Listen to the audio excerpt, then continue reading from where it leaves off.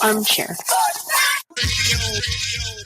Well, the season's finally here. The Armchair Quarterbacks are back. Saturdays, 10 a.m., you'll be tailgating with the Armchair Quarterbacks. Mac Magee, Joey and Tones, and the rest of the Armchair Quarterbacks live, 10 a.m., Saturdays this fall. Talking college football, SEC, ACC, Big Ten, the NFL, fantasy football advice, and our picks against the spread. Right here on Braves Country HD, 99.1 FM, WQEE. Yeah, the Armchair Quarterback.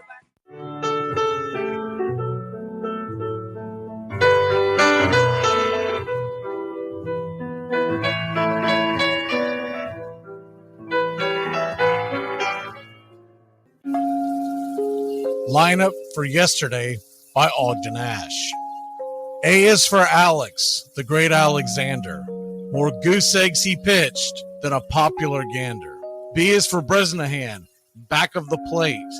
The Cubs were his love and McGraw his hate. C is for Cobb, who grew spikes, not corn, and made all the basemen wish they weren't born. D is for Dean, the grammatical diz. When they asked who's the tops, said correctly I is. E is for Evers, his jaw in advance, never afraid to tinker with chance. F is for Fordham, and Frankie and Fish. I wish he were back with the Giants, I wish. G is for Gehrig, the pride of the stadium. His record, pure gold. His courage, pure radium. H is for Hornsby. When pitching to Raj, the pitcher would pitch, then the pitcher would dodge. I is for me, not a hard-hitting man, but an outstanding all-time, incurable fan. J is for Johnson, the big train in his prime, was so fast he could throw 3 strikes at a time. K is for Keeler, as fresh as green paint, the fastest and mostest to hit where they ain't. L is for LaHoy, whom Clevelanders love, Napoleon himself with glue in his glove. M is for Matty, who carried a charm in the form of an extra brain in his arm. N is for Newsom, Bobo's favorite Ken.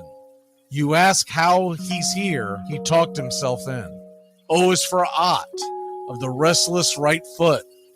When he leaned on the pellet stay put.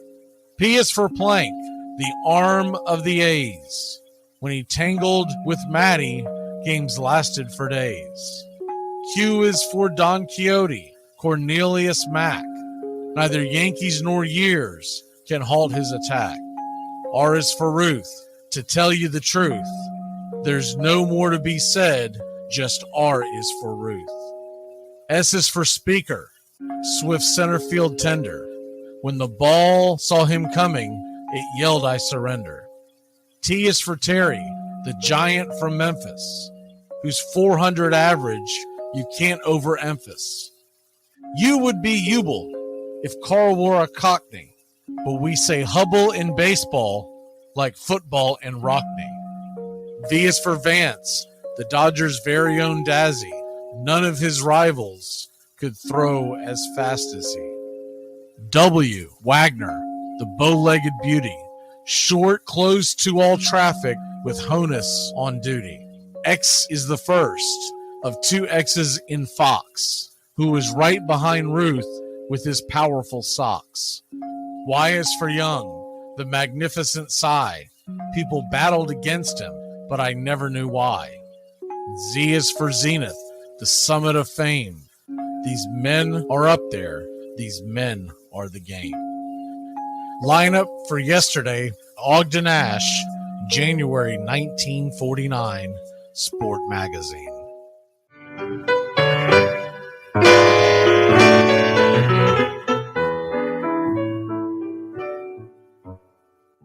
Armchair presents the world's first star in your own radio commercial. Okay, guys, whenever you hear this sound, insert your name. Hi there. Braves country. Sorry I'm late. Sometimes there just aren't enough hours in the day to be a neurosurgeon and a swimwear model. Oh, am I thirsty? How about it? Braves country. Got anything tall and cool? Oh, those. Braves country. You are so thoughtful. But of course, Braves country. the first choice for every occasion. You know, I have a confession to make.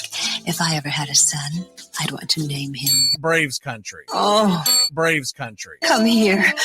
Now. Braves country. Braves country. Braves country. Well, you did very well in your first commercial. Braves country. Have a... Braves country. You've earned it. Armchair. Braves country today. We're talking Southern sports. We go live 3 to 5 weekdays right here on WQEE. Braves country today. Southern sports talk with the voice of Braves country baseball, Magee. Joined every day from sports analysts from all over Braves country, talking college football, the NFL, Major League Baseball, and what's trending in the world of sports. Braves country today. We go live 3 to 5 weekdays right here on WQEE. You're listening to Braves Country Baseball on Braves Country HD. Please like and subscribe today, youtube.com/@Braves Country. Braves Country today. We're talking Southern sports. We go live 3 to 5 weekdays right here on WQEE.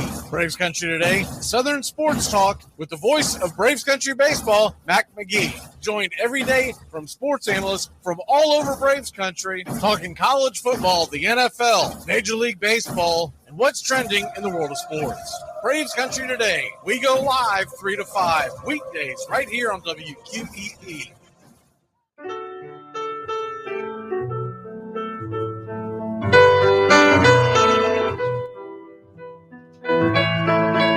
Casey at the Bat by Ernest Lawrence Thayer.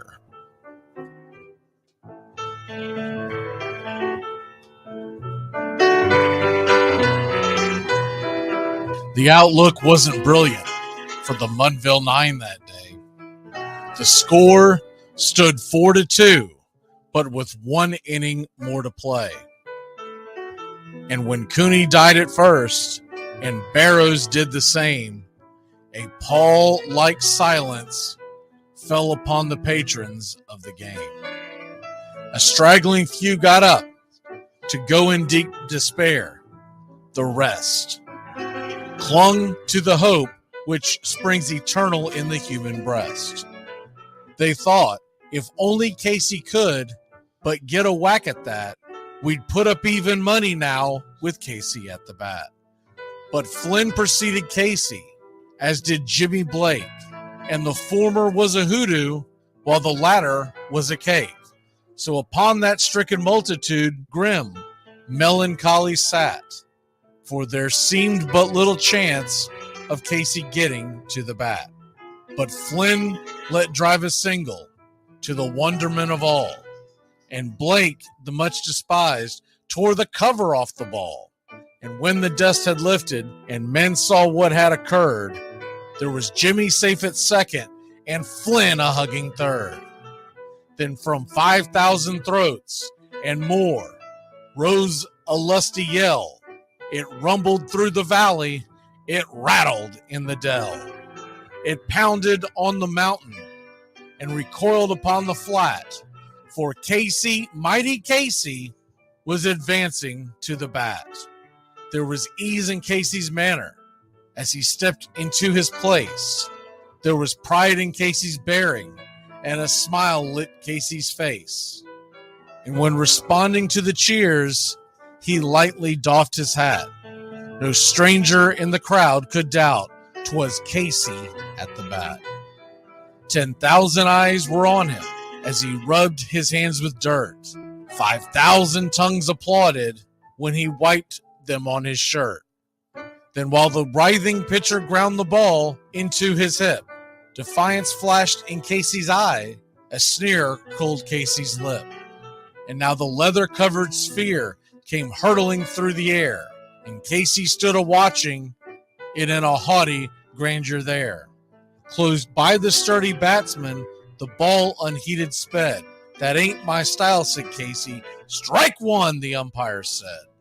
From the benches black with people, there went up a muffled roar, like the beating of a storm waves on a stern and distant shore.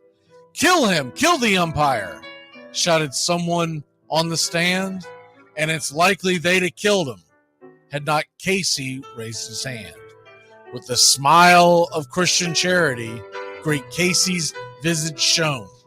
He stilled the rising tumult. He bade the game go on. He signaled to the pitcher, and once more the dun sphere flew. But Casey ignored it, and the umpire said, "Strike two." "Fraud!" cried the maddened thousands, and echoed answered, "Fraud!" But one scornful look from Casey, and the audience was awed. They saw his face grow stern and cold. They saw his muscles strain. And they knew that Casey wouldn't let that ball go by again. The sneer is from Casey's lip. His teeth are clenched in hate. He pounds with cruel violence, his bat upon the plate. And now the pitcher holds the ball. And now he lets it go.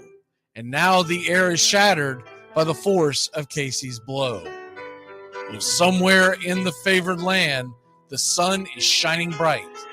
The band is playing somewhere, and somewhere hearts are light. And somewhere men are laughing, and somewhere children shout. But there is no joy in Mudville. Mighty Casey has struck out. Casey at the Bat, Ernest Lawrence Thayer, published June 3rd, 1888. San Francisco Examiner.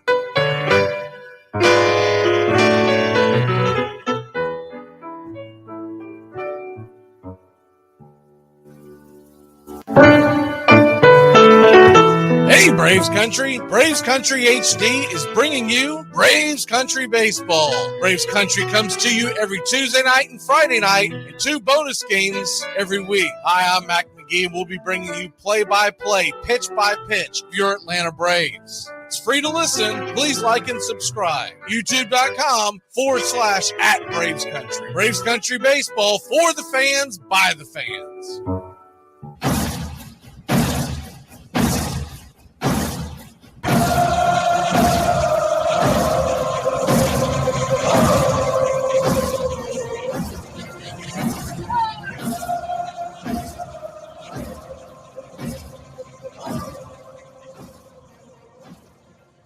Armchair. There's something kind of about a kid that's never played baseball. We have been hoodwinked, bamboozled, and flat out deceived. Why did you get so drunk? You got drunk.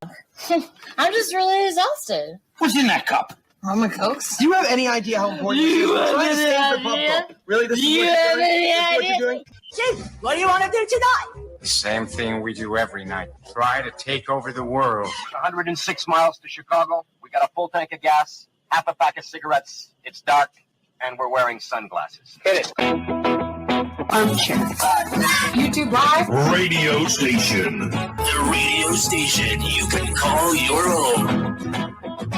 Do you know what listeners like about our station? I like everything. It's always on my radio. We never stop the music, except for now, when I talk. You're listening to Braves Country with Magee and the Armchair Quarterbacks. We're here live weekdays, 3 p.m. Eastern to 5 p.m. Eastern, WQEE 99.1 FM, The Key, and simulcasting on YouTube.com/@Braves Country. Your first choice for Southern sports. Good afternoon. afternoon. I'm Mac Magee, and I don't know much, but I know one thing. 4 teams facing elimination today. You better get right or get to packing. Armchair. Community Access Channel. He's the armchair quarterback. He's full of beer and he's full of snacks. The all-American man. Hey, howdy, hi, and how the hell are you? I hope you are doing grand as we are elimination day for 4 teams. But if they can stave off elimination, we will get 4 game 3s, which have the same connotation as a game 7, mostly widely used. It'll have that same all knockout games tomorrow, and that's what I'm pulling for. I'm pulling for all 4 series to go 3 games. I think that would be fun for baseball. Do want to hit one thing up. And ESPN, first of all, has a lot of nerve. I'm just going to put it that way. Because one of their big stories this morning, so I grabbed my coffee and I was getting ready to start prepping up for the show and the game today and everything else that I have to do in my world that's not anything to do with the radio world. I like to grab my coffee and find out like what's trending and whatnot. And one of the things that was trending on ESPN, and this is just asinine, they continue to lean into this narrative. But the narrative was that baseball is not that popular. Now, what's funny about this is that I've got statistics to disprove everything that they were trying to say. But their article talking about the American League Wildcard Series opener between Texas and the Rangers, or Texas Rangers and the Rays, drew a crowd of 19,704.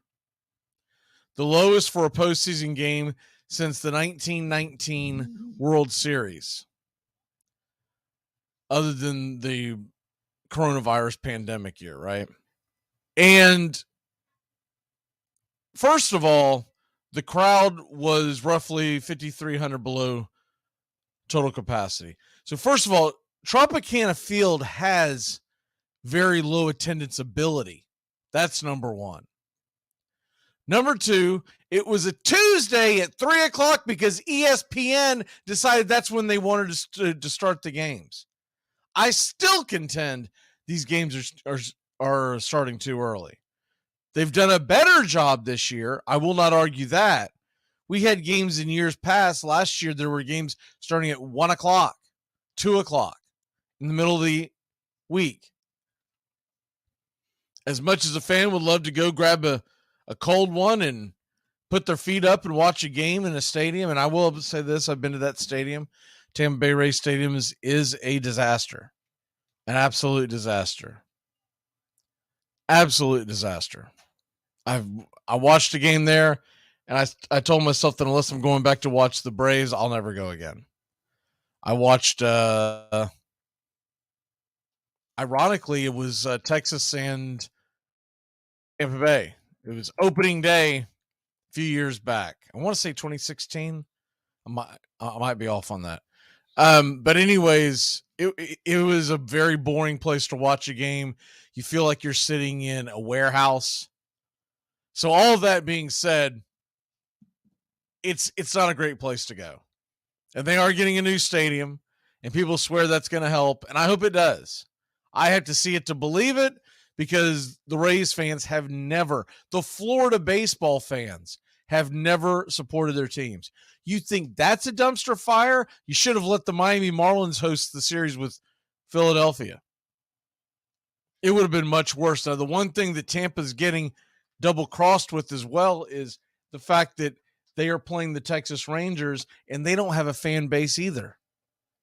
Not a national fan base. They draw very well in Texas, but they don't. The Texas Rangers is not a team that travels well, as they like to say, meaning you don't have transplants all over the place going, come on, man, we got to go see the Rangers. I remember that one time Ruben Sierra, blah, blah, blah. No, it doesn't exist. They have not been perennial winners. And so because of that, they do not have a large fan base. You know that we have one of our contributors, the Sarge, is a diehard Red Sox fan, loves the Red Sox, doesn't miss a game. The Sarge is essentially from the Tampa Bay area. And I've given him a hard time over the years about this, about the fact that, you had the Rays in your backyard growing up and you did not pull for them. Well, one of the reasons why, and he will admit this, he won't admit it unless you get a couple of libations kicking, but he will admit it's been easier to be a Red Sox fan all these years. Red Sox are traditionally much better than what Tampa Bay or the Miami Marlins were. That's not this current state, but for years and years and years, it's been much easier to be a Red Sox fan living in Florida, being a Yankees fan living in Florida. I grew up in North Florida, just south of the Georgia border, so I can claim anything I want in that general area. It's one of the reasons why I drifted towards the Braves, but it was because they did not have a team that existed in the state of Florida when I lived in Florida many moons ago. I moved away in my youth long before the Miami Marlins or the Tampa Bay Rays existed. So even if I wanted to gravitate and I wanted to lose my fandom of the Atlanta Braves, it made zero sense because I had already moved. This was before the MLB ticket or package. I think they call it the MLB package, whatever it is. You could not sit in Nashville, Tennessee, which is where I was living, and watch whoever you wanted to follow. So I moved from North Florida to Nashville, Tennessee in the early 90s, and I was still able to continue to watch the Braves, A, because of TBS, and B, we were in the Atlanta Braves market watching, I believe they were all called Fox Sports South at that point. It might have been a different name, but essentially that's what the name was all through the 90s. And then eventually they changed names, et cetera, et cetera. But I watched Atlanta Braves baseball every night, my entire life, wherever I lived. And originally it was TBS, and then eventually TBS started. I guess that was much later that they started giving up their stranglehold. So I guess realistically it would not have mattered where I lived, but when the stranglehold left TBS and they started televising some games on TBS and some of them on some weird thing called Peachtree TV that nobody could get except 3 blocks, surrounding Turner Field. And then you had the others on Fox Sports South. Well, I was still able to see every game. The only games I couldn't see, and it drove me nuts. And all my fandom of all the years watching Atlanta Braves baseball, and this statistic floors people more than anything else that I rarely ever say. The only Braves games that I have ever missed in my lifetime were those that were on Peachtree TV. I have watched every single Atlanta Braves game in my lifetime, except for the Peachtree TV games, because I physically could not get them. You had to have a weird cable subscriber that was not in the Middle Tennessee area, and they didn't have it in Florida either, so that was it. They quickly realized it was a disaster and a really dumb thing to do to make it where you can't get Peachtree TV. But so that's why I'm a Braves fan and growing up in North Florida. Sarge was a Red Sox fan because back then there were no Rays and the Red Sox were always good. They were perennial they were, I wouldn't necessarily call them a powerhouse in the 80s, but they were perennial contenders. That's for damn sure. And then, of course, in the 90s, late 90s, early 2000s, and heck, until just a couple of years ago, they have been the gold standard for how you want to look at your franchises contending for championships. So you were never going to convince someone who'd been on the Red Sox bandwagon for years and years and years, oh, yeah, screw it, let's go watch the Rays.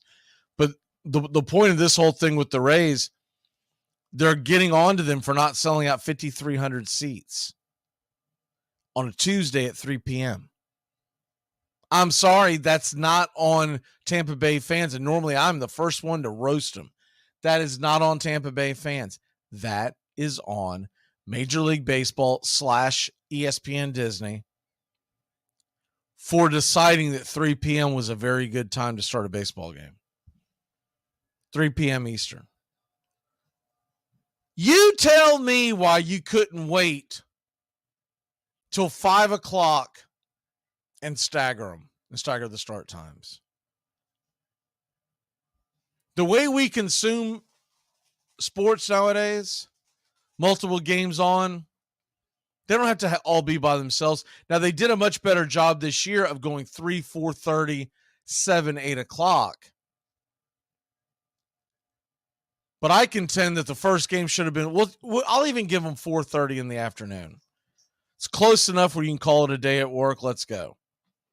But if I were setting it up, I would have done 5, 6, 7, and 8 o'clock.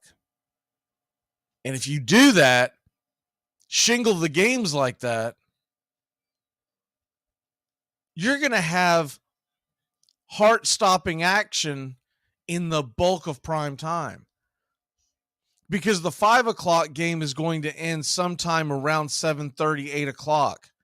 These playoff games are much longer, and that's all on the television providers. I know because I produce the play-by-plays, and so I have to produce the commercials. And I'm telling you, to a man, during the regular season, when we're consuming the games on whoever the outlet is, but usually one of the Bally Sports, it is 2 minutes, and it is a tight 2 minutes, without a doubt. Last night, every single commercial break is about 2 minutes and 45 seconds. Sometimes a hair under at 2:30, but somewhere between 2:30 and 2:45. That makes a difference in 18 frames of baseball. It makes a huge difference. You do the math. Even if the home team doesn't go up to bat, you're talking about 17 times that the commercial breaks. And I'm not even talking about pitching changes, but 17 times that the commercial breaks last about 30 to 45 seconds more. So already you're putting about 10 minutes onto the broadcast. And then to top it off, everything they're doing is taking a little longer. I did not one time see the pitch clock come into play yesterday. It is not on your eyesight, and I could feel it.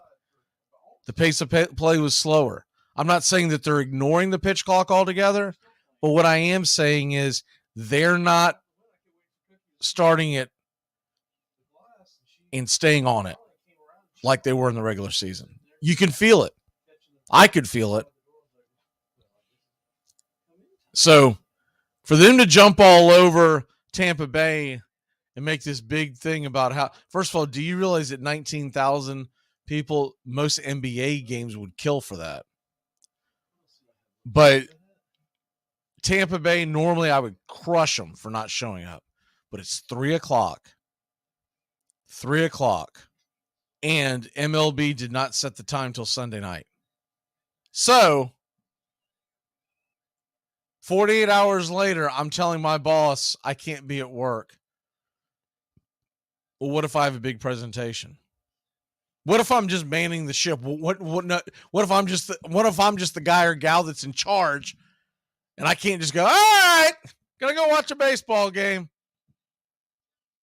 And that's why you don't play. That's why they started doing all these at night years and years ago. But as they added television slots because multiple games, they still haven't figured out. I mean, they're dense. They're dunces.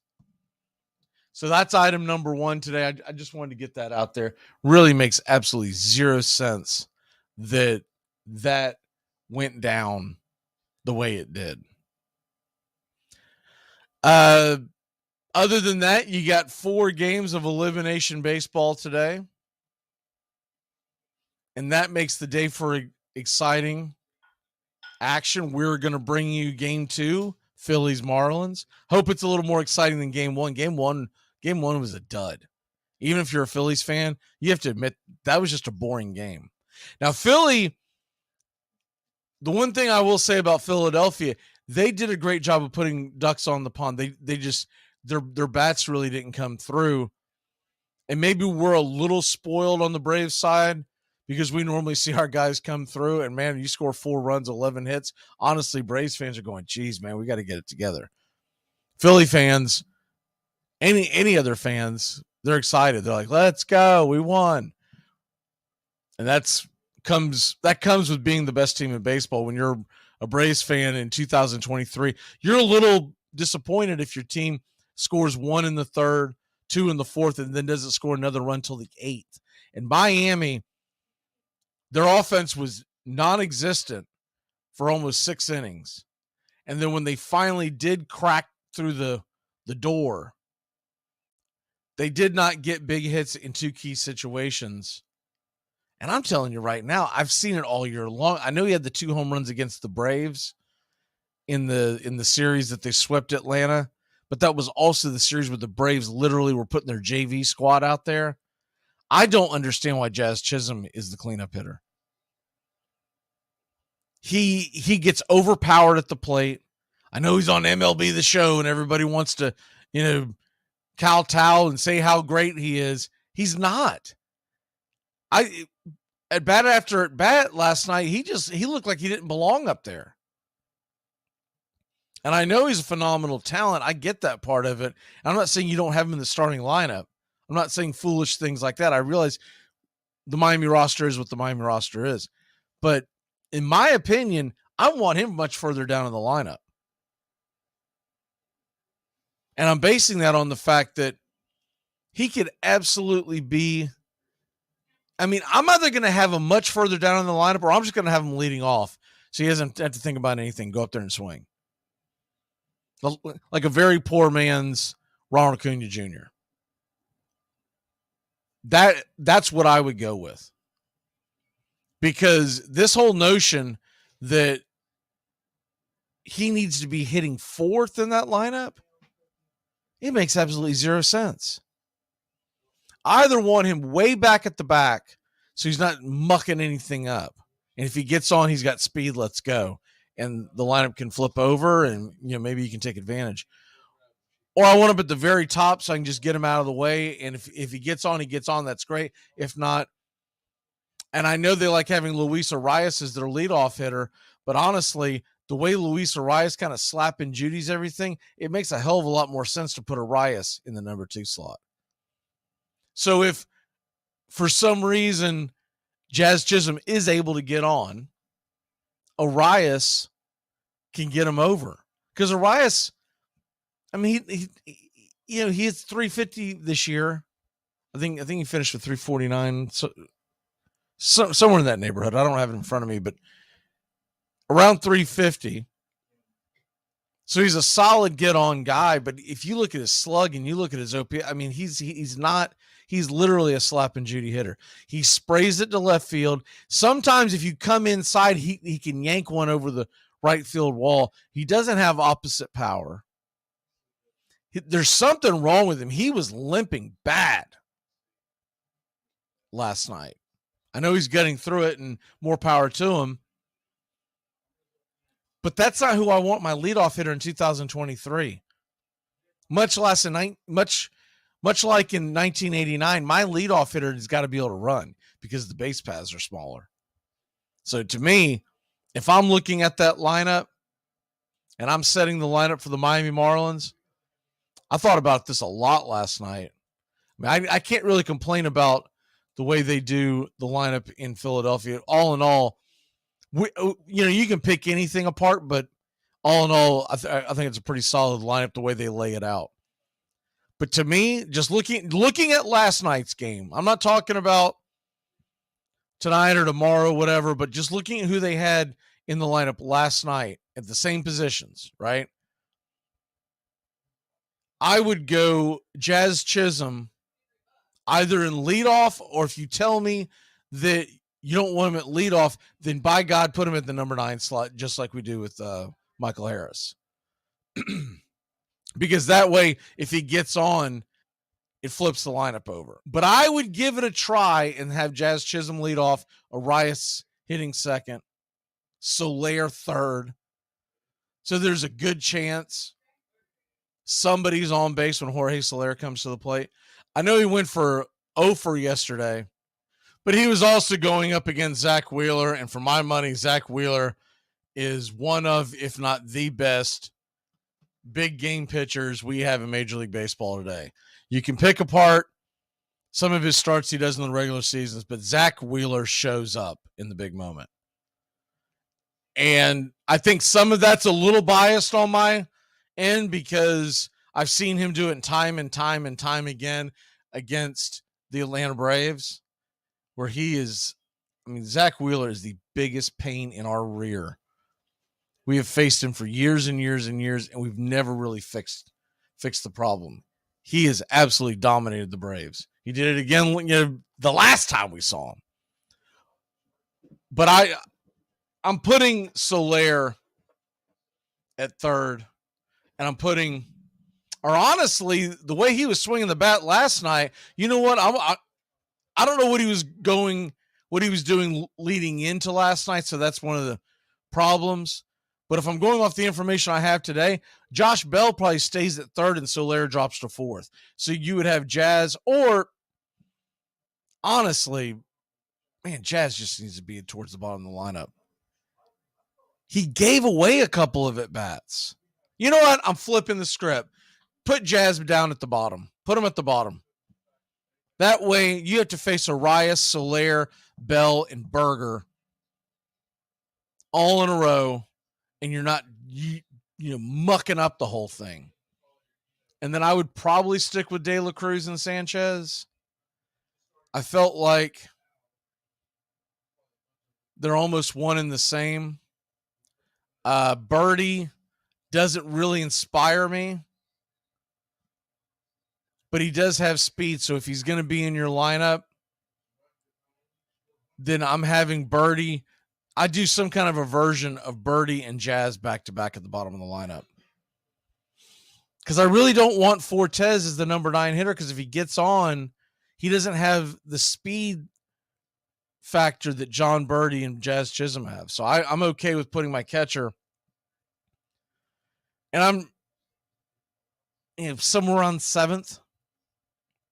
And that way you can get back to, look, I would even be okay if you want to put Jazz at 7th and you put Fortes at 8th and then Birdie back to 9. But my biggest thing is I want my 9 guy to have some speed. I don't like what the Braves have been doing, putting Arcia down in the 9 hole. This offense was exploding all damn season long, and now they've been playing with it the last 2 weeks. I hope we get it back to where it was. Michael Harris hitting 9th. He sees better pitches, and that's why he was hitting well. If it ain't broke, don't fix it. But they've got to do something, because when you look at that lineup, if I'm facing that lineup and I've got Arias, Soler, Birdie, and then Chisholm. Arias, Soler, Bell, and then Chisholm, and then Berger. The one person that I'm not worried about beating me is Chisholm right now, which means I can kind of pitch around the other guys, because Jazz is going to give up. He's going to give up an at-bat. Bell, by the way, he was impressive. 3 for 4, and 2 of those balls he ripped down the right field line. Philadelphia's lineup, Honest Engine, I can't really get mad at them for anything that they've done as far as the offense goes. The offense usually is much better than it was last night. But you do wonder when we face the Phillies, assuming that's who we face, are they going to continue to do the back-to-back Rojas and Pache versus lefty, meaning game 2 with Max Fried? Because I think you kind of – what we saw last night was the lineup that they will probably roll out versus Fried because there was a left-hander on the mound. And I think Max Fried can navigate his way through that lineup. Phillies are not scalding hot like they were last October. They went in there hot. They got hot against St. Louis. And if you remember the St. Louis series, game 1, St. Louis absolutely gave the game away. They were up by several runs in the 8th inning. They choked it away in the 9th. And that kind of was the catalyst that got Philly believing in themselves. They looked a little, we'll say, mortal last night. Last October, their offense looked immortal. Like I was at the point there where I was thinking to myself during the World Series last year, Houston's definitely the better team, but that doesn't mean they're going to beat this Philadelphia team. Sometimes teams just get lightning in a bottle. I don't get that same sense with this Philadelphia team. There's a part of me that really wants to face Philly because I want to shut their mouths. Because a lot of delusional Philly fans believe that they have a better team than Atlanta, and they don't. But then there's that other Braves part of me that says, "Screw that, man! I don't want the Phillies to win anything. Let's take the easy path and play the Marlins." All right, let's take a quick break. When we come back, we're going to dive into the Atlanta Braves. They had a game yesterday. Well, a simulated game. Talk about some of that, and they've got more in store today and getting ready for Saturday, and how do you keep that engine going? We'll be back in a flash here on Braves Country today. Braves Phillies. 8:08 first pitch. Tonight, game 2 right here on Braves Country Radio. We'll be back in a flash. Hey, Braves fans. Mac Magee here with Braves Country Radio. You can find us on youtube.com/@Braves Country. We're bringing you pitch by pitch, play by play of your Atlanta Braves all postseason long. Hear us right here on the radio or find us on YouTube today. You can jump in the chat with all the Braves fans during the game and listen along as the Braves march through Choptober. That's Braves Country Radio, youtube.com/@Braves Country. This week, we are bringing you the Wildcard round. We'll bring you the big game of the day right here on Braves Country Radio. Braves Country Radio, youtube.com/@Braves Country. Your home for the classic call, Braves Country Baseball.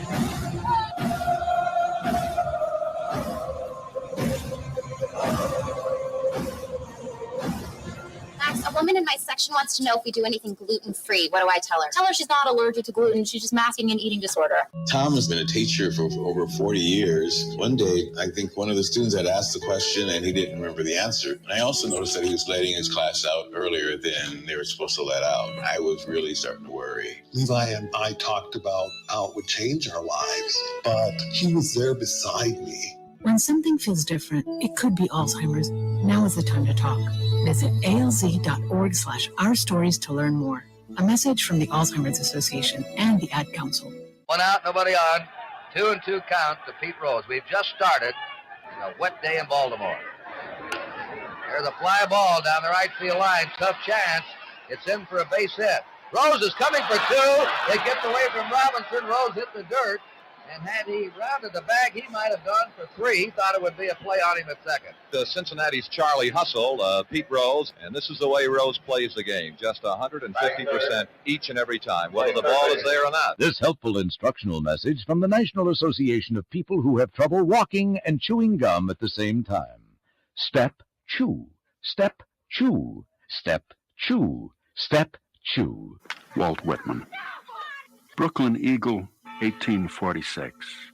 In our sundown perambulations of late, through the outer parts of Brooklyn, we have observed several parties of youngsters playing bass a certain game of ball. Let us go forth a while and get better air in our lungs. Let us leave our close rooms. The game of ball is glorious. You're listening to Braves Country Baseball. Please like and subscribe today, youtube.com/@Braves Country.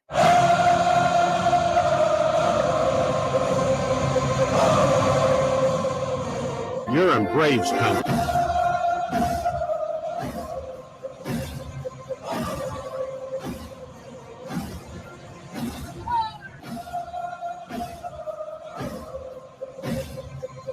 Hope everybody's having a fantastic hump day, Wednesday. Hope everybody is fired up and ready for the Braves postseason march. And let's hope that it lasts a hell of a lot longer than last year. Man, was that a flat feeling. You don't expect it to win it every year. When you get knocked out in the first series that you play because you get the first round bye, it just feels like, ugh, really? It's over? By the way, we do want to give out we don't say these very often because honestly, I don't see them until later on. And then by that time it's too late, but happy birthday to Sean Murphy as Atlanta. You look at some of the things that's going down in Braves country. Last night, went over it a little bit on the broadcast, but want to kind of take a deeper dive on what Atlanta went through yesterday. Workouts, getting ready for the game, and they also played a game versus the Gwinnett Stripers. It was essentially the Gwinnett roster. They're doing it again today, and they're just trying to keep more than anything else, because you could go out there and simulate the pitcher, although I still think it's better for him to go up against an actual living batters. But more important than anything else, you want your batters to stay sharp. And so from my understanding, what's going to go down here is they're going to play again today. They're going to do some stuff on Thursday. That hasn't been quite ironed out. My guess would be you're going to get some of the pitchers from the Gwinnett side, and you can obviously grab them from any AA, AAA, etc. But you're going to have them go out there and pitch to the batters on Thursday to keep their bats sharp, and then give everybody Friday off, right? Make it feel like you're okay, get the day off, get some rest, hang out with the family, and let's get ready for Saturday baseball. And then once again, we've talked about this for the last several weeks because it really got skated over by a lot of folks in the Braves media, because now they're finally realizing it is a thing. We're going to play on Saturday, off Sunday, and then play again on Monday. And then be off then on Tuesday, and then travel to Philadelphia or Miami. So what it really means is Max Fried pitched yesterday through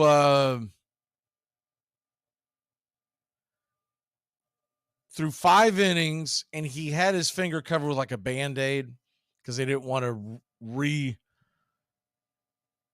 re-inflame the blister. I do think he's going to go out there and try to pitch no matter what. Max is just that kind of a bulldog. But they're trying to make it where that's not an issue. We don't have the blister issue. That way, he can go out there and pitch pain-free, because, look, if that thing is biting, barking while you're throwing, it's going to affect you. It just is. You can try to act like you're all Captain Tough Guy or whatever.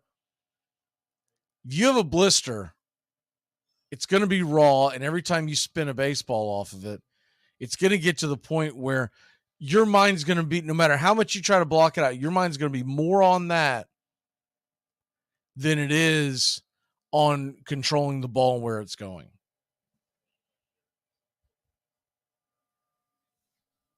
And the coaching staff knows that, so the first thing they're going to say is, look, as talented as you are, we don't want you out there because you could be all up in that psyche. Next thing you know, you're giving up run after run after run, and we've dug ourselves a hole.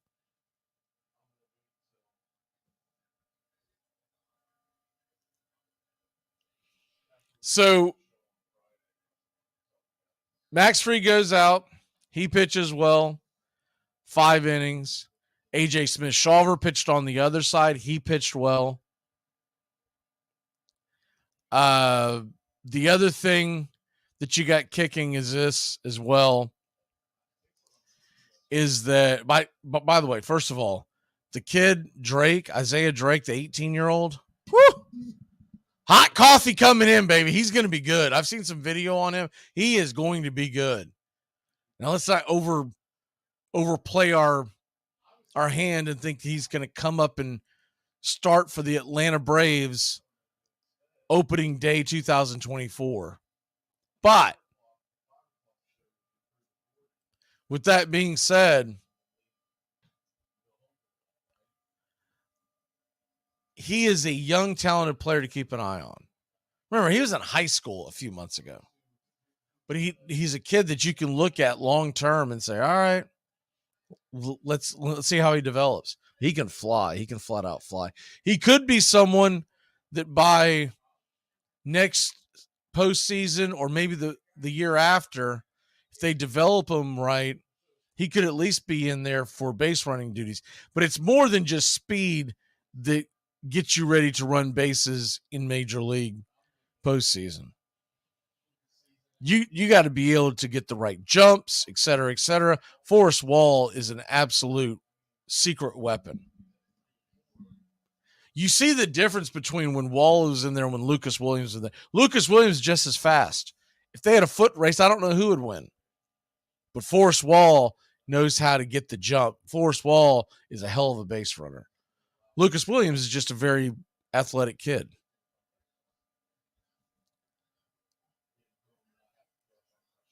So other than that, oh, by the way, Sean Murphy, the birthday boy today, he hit a home run yesterday. You love to see that. Even look, I get it. This isn't real games, but look, you want positive stuff going forward. Kevin Pillar hit a home run as well. And man, the triple that kid hit off the wall, high off the right field wall. They showed the video, and it wasn't a great video because no one was broadcasting that game. So it's like a side video, like a iPhone camera from deep into right field. But they showed the video of him turning first, hitting second, cutting second, heading to third. I mean, it was a blur. An absolute blur. Another poorly played ball by Acuna, by the way. It's really starting to concern me. He's too talented to be that clumsy in the outfield. He will make a great play every once in a while. We know that. We've seen it. But he also misplays a lot of balls off that wall. Last week he had one that ricocheted off the wall, and it damn near cost an infield to Parker because the ball was scalded. It was going over his head, and when he turned around, he was playing it off the wall like 5 feet. Well, the ricochet didn't come right at him, so it kicked away from him, and he had to go chase the ball. He's fundamentally terrible defensively. He's just very athletic and very gifted. He's got a cannon for an arm. That's one of the reasons why a lot of us in Braves country have always overlooked it. But fundamentally, he's just terrible. I think a lot of it may have to do with work ethic on that side of the ball. I'm not saying Ronald Acuna Jr. doesn't work hard. I think he does. I just don't think he focuses on playing defense. I think he focuses on base running, lifting weights so he can hit home runs. And he's got the ability. Ronald Acuna Jr. has every ability in the world to be a 8-time back-to-back-to-back Gold Glover in right field. But he misplaces a lot of balls. And you hope that's something that, I think it's too late for this year, but you hope that's something he works on in the offseason. So it looks like that Fried will be fine. He pitched on Tuesday, which means that sets him up for a full rest and then some, and actually an extra day, 5 days of rest, not 4 days of rest. And he'll be ready for Monday, presumably. So we'll have Strider on Saturday, Fried on Monday. And the fact that A.J. Smith-Shawver threw, I think they said 70-something pitches, 76 pitches, somewhere in that neighborhood. The fact that he threw as well as he did, I mentioned this earlier. Yep, they did. Okay, so Shawver went 5 innings, 1 hit, ball with 5 Ks, and I don't believe he was facing many of our batters because most of them were the Gwinnett Stripers that he was facing. But we did have some batters on that side, right? Because you want to get everybody a chance. Unfortunately, they didn't release like a box score or anything like that. I really wish someone would have done that. But I mean, what I really wish is that they would have streamed it. They would have streamed it. I guarantee you they would have had play-by-play because I would have done the damn thing for you. I would have stopped everything that I was doing. Whatever was planned, we would have put that on hold, and we would have brought you the play-by-play of it.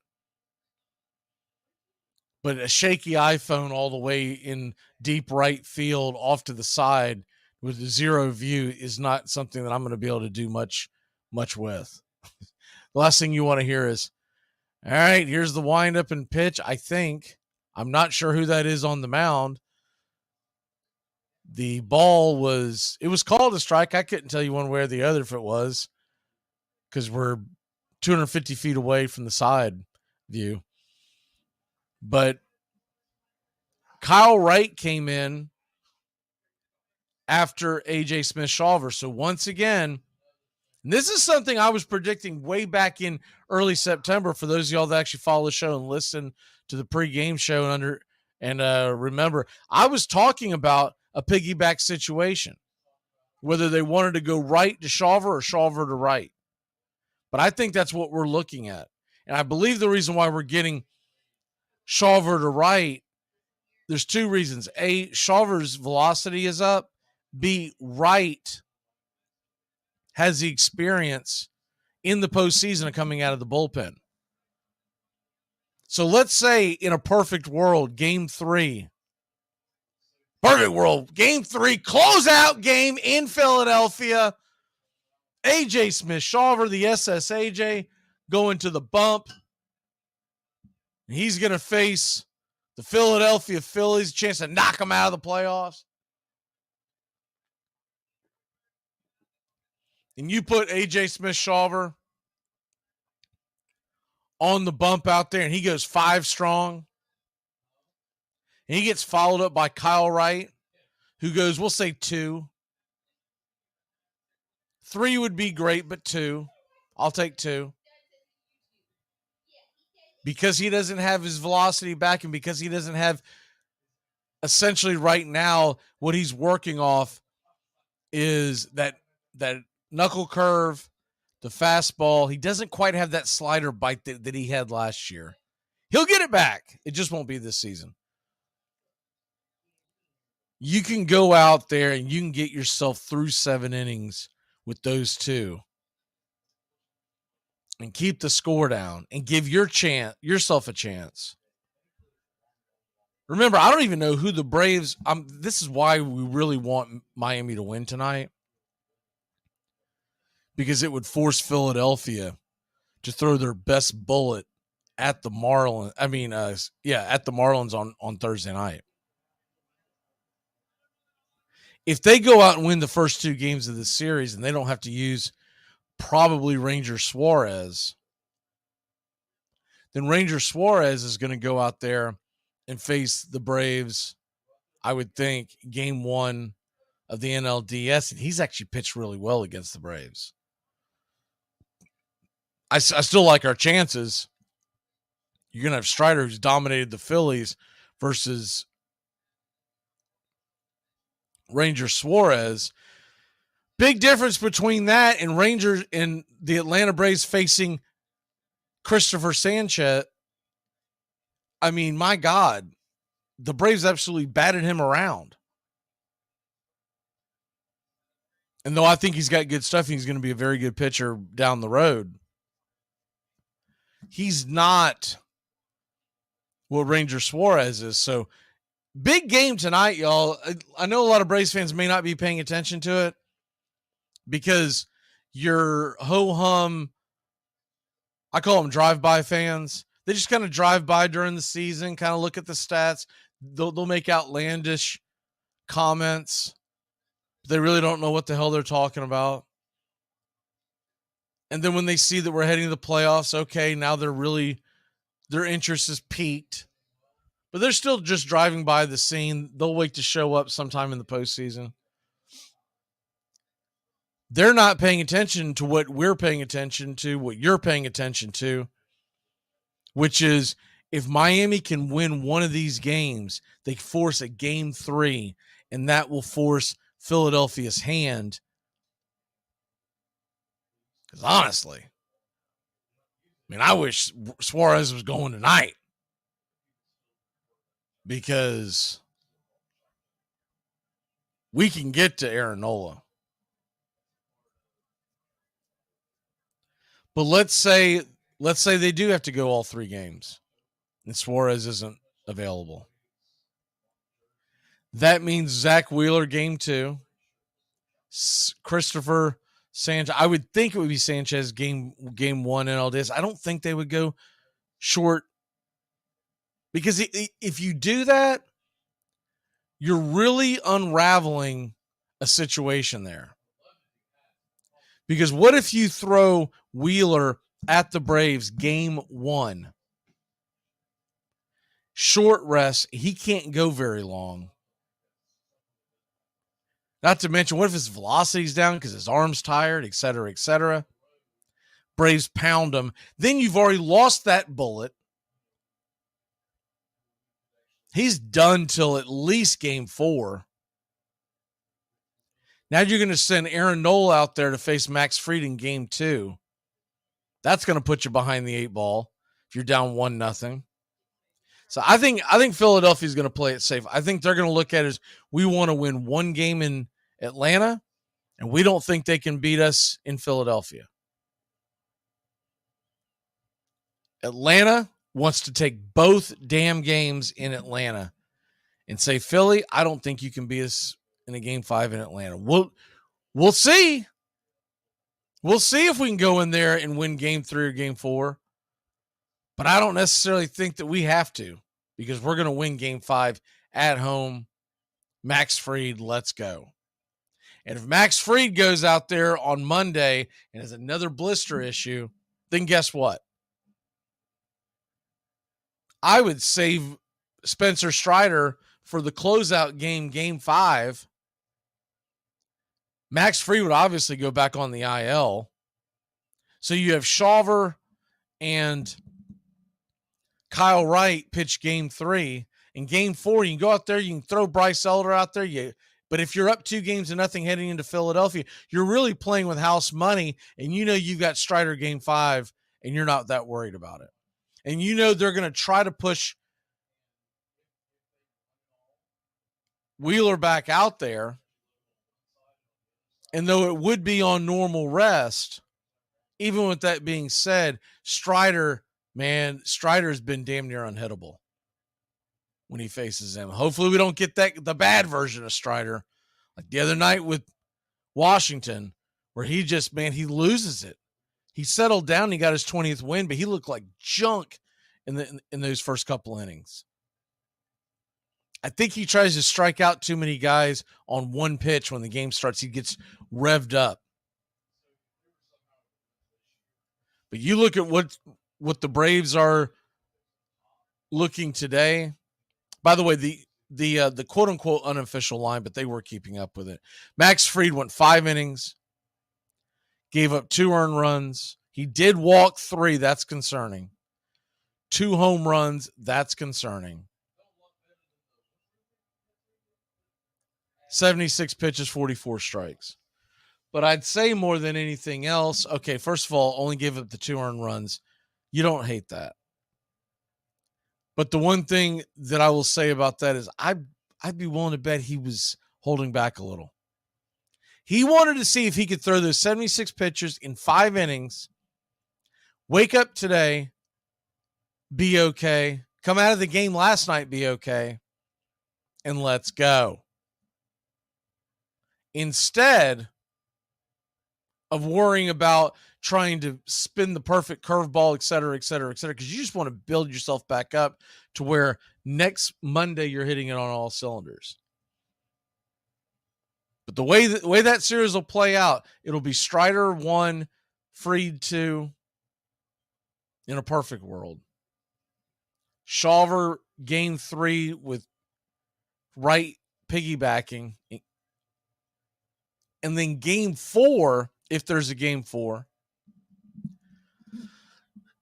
depending on how everything plays out, you could always send someone a packing and say, we're not going to be able to use you in the NLCS, and we're okay with that because you haven't been that great. Or maybe it's strategic and they say that's okay because we really want to be able to use your services in the World Series if we get that far. There's a lot of layers here, but you could then send someone to the injured list, forfeiting their ability to go to the NLCS, play in the NLCS. In game 4, you could do a number of things, but one of the things you could do is bring up Bryce Elder.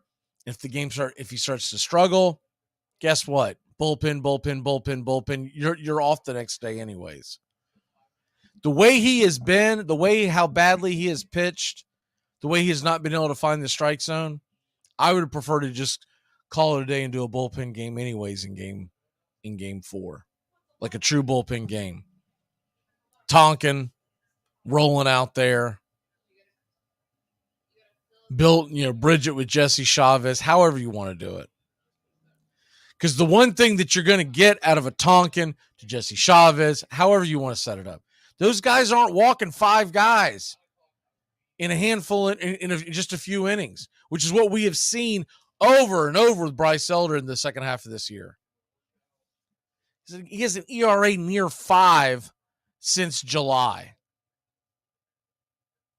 It's bad. It's anything but good. It's bad. I hate to see it because I really like Bryce Elder. I'm a fan of Bryce Elder. I like the makeup of his stuff. I like his prospects long term. And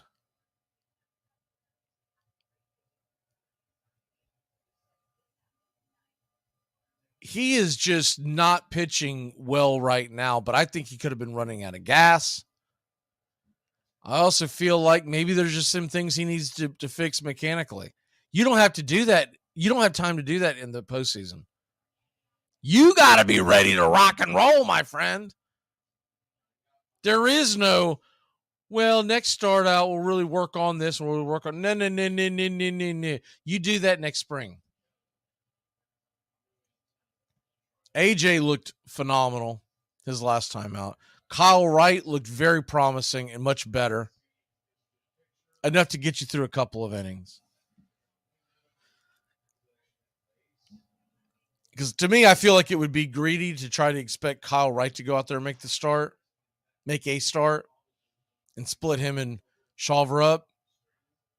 The only way I change my mind on that is if Shawver got bombed and we're down like 6-0 in the first or second inning, and then you're like, okay, why are we wasting the Kyle Wright bullet this game?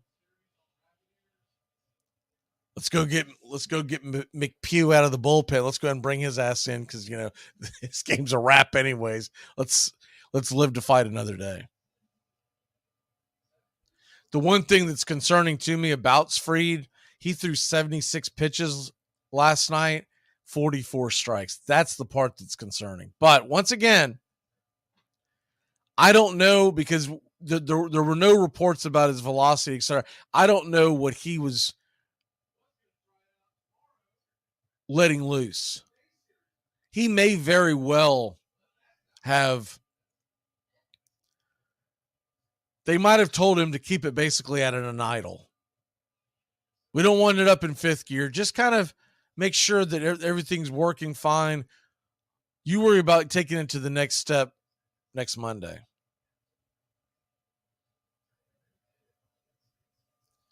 But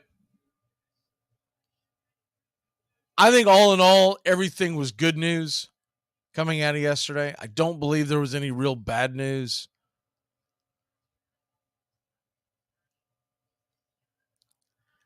And if everything goes to plan, it'll be Strider on Saturday, Fried on Monday. And let's be honest, if something's happening and he's not and one of these guys isn't able to go make a full go, first of all, we're in trouble. Second of all, they're probably not going to let that cat out of the bag until they release the postseason roster later this week. Why give your opponent a leg up? So you look at what the offense can do. You look at what this pitching staff is capable of. I know there's going to be a lot of anxiety, but don't get all up in your feels and get to having panic attacks getting ready for this week. The Braves are ready. They've been built ready for this all year long. It's something else that a lot of people forget. This Braves team is pretty much the same team. I know we lost Dansby Swanson, but it is pretty much the same Braves team that won 101 games last year and then came out flatter than hell and did not get past the NLDS. It's a very similar roster to the one that won the World Series in 2021. So they got a taste of what a championship feels like. And then they got it ripped from them the next season in a very disappointing game. Not even a season where you're like, well, you know what? We took it to Game 7 of the NLCS. You're not going to win it every year. Fun season. Great season. So I believe that this team is going to be focused. I think they're going to be laser focused. And I firmly believe guys like Ozzie Albies are going to lead this team with a fire. I realize that from afar, when we watch it normally, a lot of the guys in our lineup that are in that clubhouse, it's kind of a quiet leadership. Guys like Matt Olson, Austin Riley. But you're going to see a fire in their bellies when we hit the mound, when we hit the field Saturday. And we'll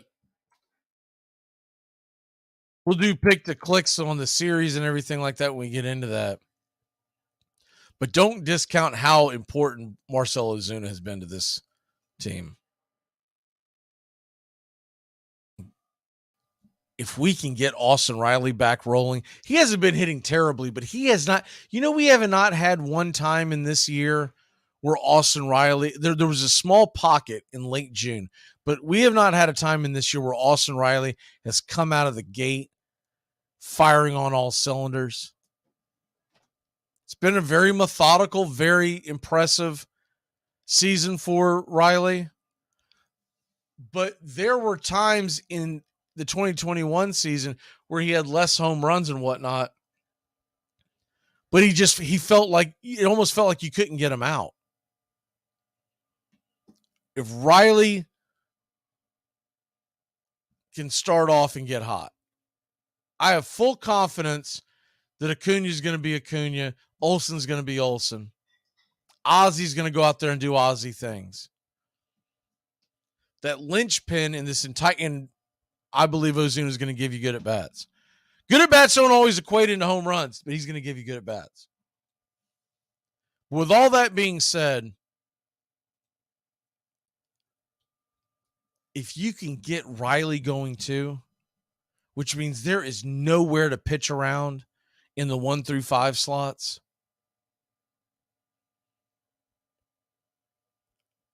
I mean, God forbid playoff Eddie shows up. It's a wrap. We're going to be scorching. We don't need Harris to play out of his mind. We don't need Orlando Arcia to be the late hitting hero that he's been in the past. He just needs to, both of them just need to play great defense, solid defense that they're capable of, not over their head. I'm not talking about doing, incredible circus catches. I'm talking about just going out there and being them, because they're two of the best at it. This team's going to be hard to beat. It's going to be very, very hard to beat. All right, pick to click tonight for the Marlins. I want to go Josh Bell, man. He's been scorching the ball. It's difficult to do that 2 days in a row. And so I lean towards Soler as my pick to click. Maybe even some Jake Berger. Because I believe Arias is hurt. I believe there's something wrong with him. He was limping down the line. I'm going to stick to my guns. I'm going to go by who I saw swing the best bat last night, even though, the dark horse to me would be Soler. Give me Josh Bell. Josh Bell was putting a charge into those balls. He was absolutely hitting. And with the right-hander on the mound, Josh Bell should go out and have some good at-bats. Give me Josh Bell. Give me the Marlins to upset Philly tonight. I think Braxton Garrett goes out there and pitches a good game, a solid game, good enough. Remember, the back of their bullpen is well rested because they never had a lead last night. So they basically wasted the bullets of the front end of that bullpen. Miami's going to be in panic mode, desperation mode, whatever you want to call it if they do fall behind. Give me Miami to win this game. It's hard to keep Philadelphia's offense down 2 nights in a row. But Miami's got to find a way to win this one. Miami, in a higher scoring affair, 7-4. Let's get, Philly scored 5 last night. Really didn't feel it. 7-5. 7-5. Give me the Marlins 7-5. They got one bullet left in that chamber. They're going to push it to a game 3. I still think they're probably not going to have enough in them to win 2 in Philly. But come on, Miami, have some pride in yourself. And pick to click Josh Bell. All right, let's get it. Game 2, Marlins, Phillies. We'll see if Philadelphia can squish the fish or if the Marlins can kill the Phils. And us Braves fans, we'll just sit back and enjoy the slaughter. Let's go! You're in Braves country.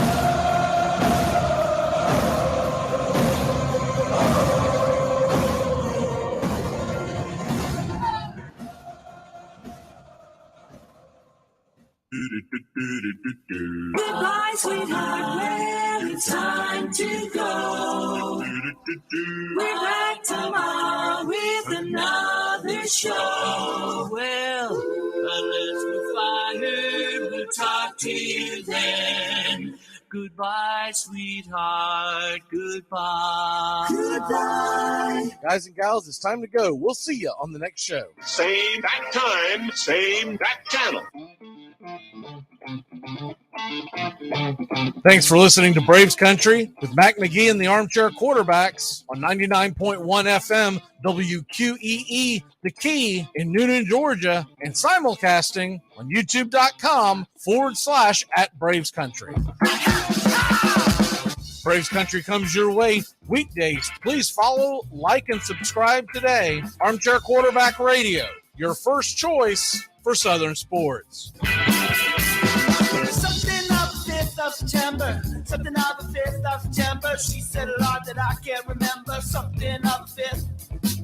Can I get another cigarette, please? Can I get another cigarette, please? Yeah, I know I live to regret it. Just give me another cigarette, please.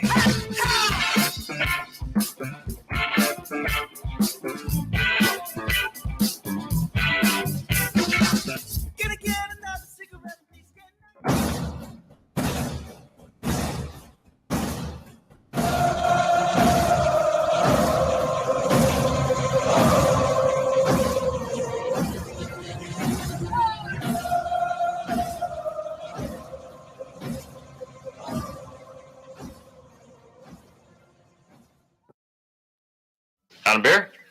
7 o'clock in the morning. Scotch? You can't drink like me. You can't smoke like me. So don't try and be like me. Let's party together. There's something kind of about a kid that's never played baseball. If baseball is about caring, about loyalty and rivalry, Baerga is 0 for 3. Left center field. Grissom on the run. The team of the 90s has its world championship.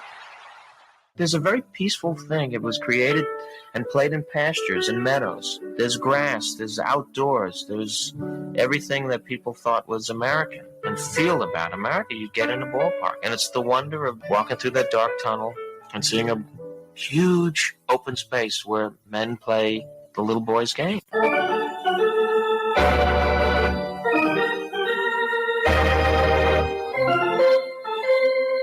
I believe in the Church of Baseball.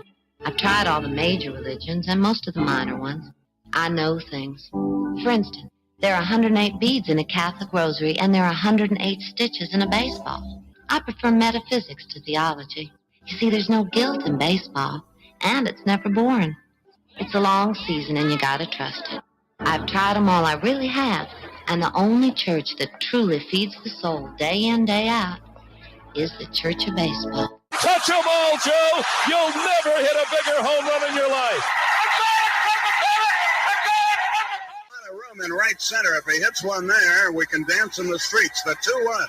Swung line drive left field. 1 run is in. Here comes Braves. He's the throw to the plate. He is safe.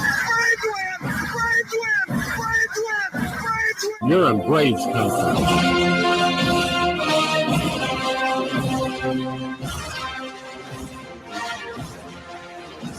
We're down to 1 strike here. Gurriel, the last hope for the Houston Astros. Here's the 0-2 pitch. Swung on, bounced over to Dansby. Dansby fires it over to first. And here comes the dog pile. Fire the cannons in the battery. Do the chop all throughout Braves country. Pop that top. Your Atlanta Braves have won it all.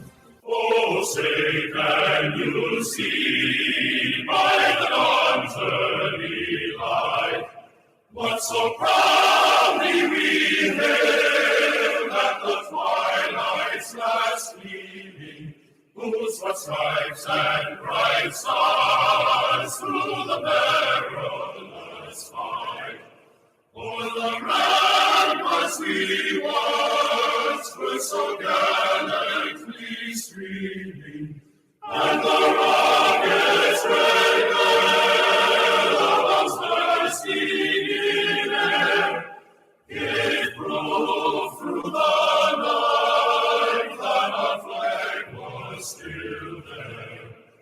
Oh, say does that star-spangled banner yet wave o'er the land of the free and the home of the brave? Play ball. Hey, howdy, hi, and how the hell are you? Pull up an armchair, girls and boys, and join us for Braves Country Baseball. We are live, and the scene is Citizens Bank Park in Philadelphia, Pennsylvania, where we're set to bring you pitch by pitch, play by play. Hi, I'm Magee. Here are your starting lineups for today's action. Leading off, playing second base for the Miami Marlins, it's Luis Arias. 10 home runs, 69 RBI, 3 stolen bases, batting .354. Jorge Soler, the designated hitter, batting second with 36 home runs, 75 RBI, 1 stolen base, batting .250. Josh Bell, batting third, playing first. 22 home runs, 74 RBI, a .247 average. Jazz Chisholm, batting cleanup, playing center field with 19 home runs, 52 RBI, 22 stolen bases, batting .252. Jake Berger, batting fifth with 34 home runs, 80 RBI, 1 stolen base, batting .250. Ryan De La Cruz is in left field with 19 home runs, 78 RBI, 4 stolen bases, batting .259. Jesus Sanchez is in right field with 14 home runs, 52 RBI, 3 stolen bases, batting .253. John Birdie is the shortstop and batting 8th. 7 home runs, 33 RBI, 16 stolen bases, batting .296. Jacob Stallings is the hind catcher with 3 home runs, 20 RBI, and a .191 average. On the mound for the Miami Marlins, it's the southpaw, Braxton Garrett, 26 years old, 9-7 with a 3.66 ERA and a 1.15 WHIP, 156 strikeouts in 2023. He'll be going head-to-head with Aaron Nola, who's 12-9 with a 4.46 ERA, 202 strikeouts, a 1.15 WHIP in 2023. Backing up Aaron Nola in the bottom of the first inning, the designated hitter, Kyle Schwarber. 47 home runs, 104 RBI, and a 197 average. Trey Turner batting second, playing short with 26 homers, 76 RBI, 30 stolen bases, batting .266. Alec Boehm batting third, playing third, 20 home runs, 97 RBI, 4 stolen bases, and a .274 average. Bryce Harper batting cleanup and playing first with 21 home runs, 72 RBI, 11 stolen bases, batting .293. And JT Realmuto is the hind catcher with 20 home runs, 63 RBI, 16 stolen bases, batting .252. Nick Castellanos is in right field, 29 home runs, 106 RBI, 11 stolen bases, batting .272. Bryson Stott is at second base and batting seventh, 15 home runs, 62 RBI, 31 stolen bases, batting .280. Christian Pache is in left field with 2 home runs, 11 RBI, 2 stolen bases, batting .238. Rojas is batting ninth from center field. He had a .302 average this year with 2 home runs, 23 RBI, and 14 stolen bases. Game time temperatures here in Philadelphia, Pennsylvania are expected to be in the low 70s, creeping into the high 60s by end of game. Philadelphia is -155 on the money line. The over-under is 8. Home plate umpire tonight is Doug Eddings. First base, James Hoy. Second base will be manned by Marvin Hudson. And third base umpire is Jordan Baker. Down the left field line, it's Edwin Moscaso. And right field line will be monitored by Stu Sherwater. Well, it's about that time. Grab you a cold one. Find you an armchair. It's Marlins Phillies. Does Philadelphia squish the fish, or does Miami kill the Phils? Game 2 of a 3-game set. If Miami wins, we get game 3 tomorrow night right here on Braves Country Radio. If not, Philly marches on, heads to Atlanta on Saturday. A National League East showdown. 2 old rivals trying to do each other in. Get your game face on, Braves Country.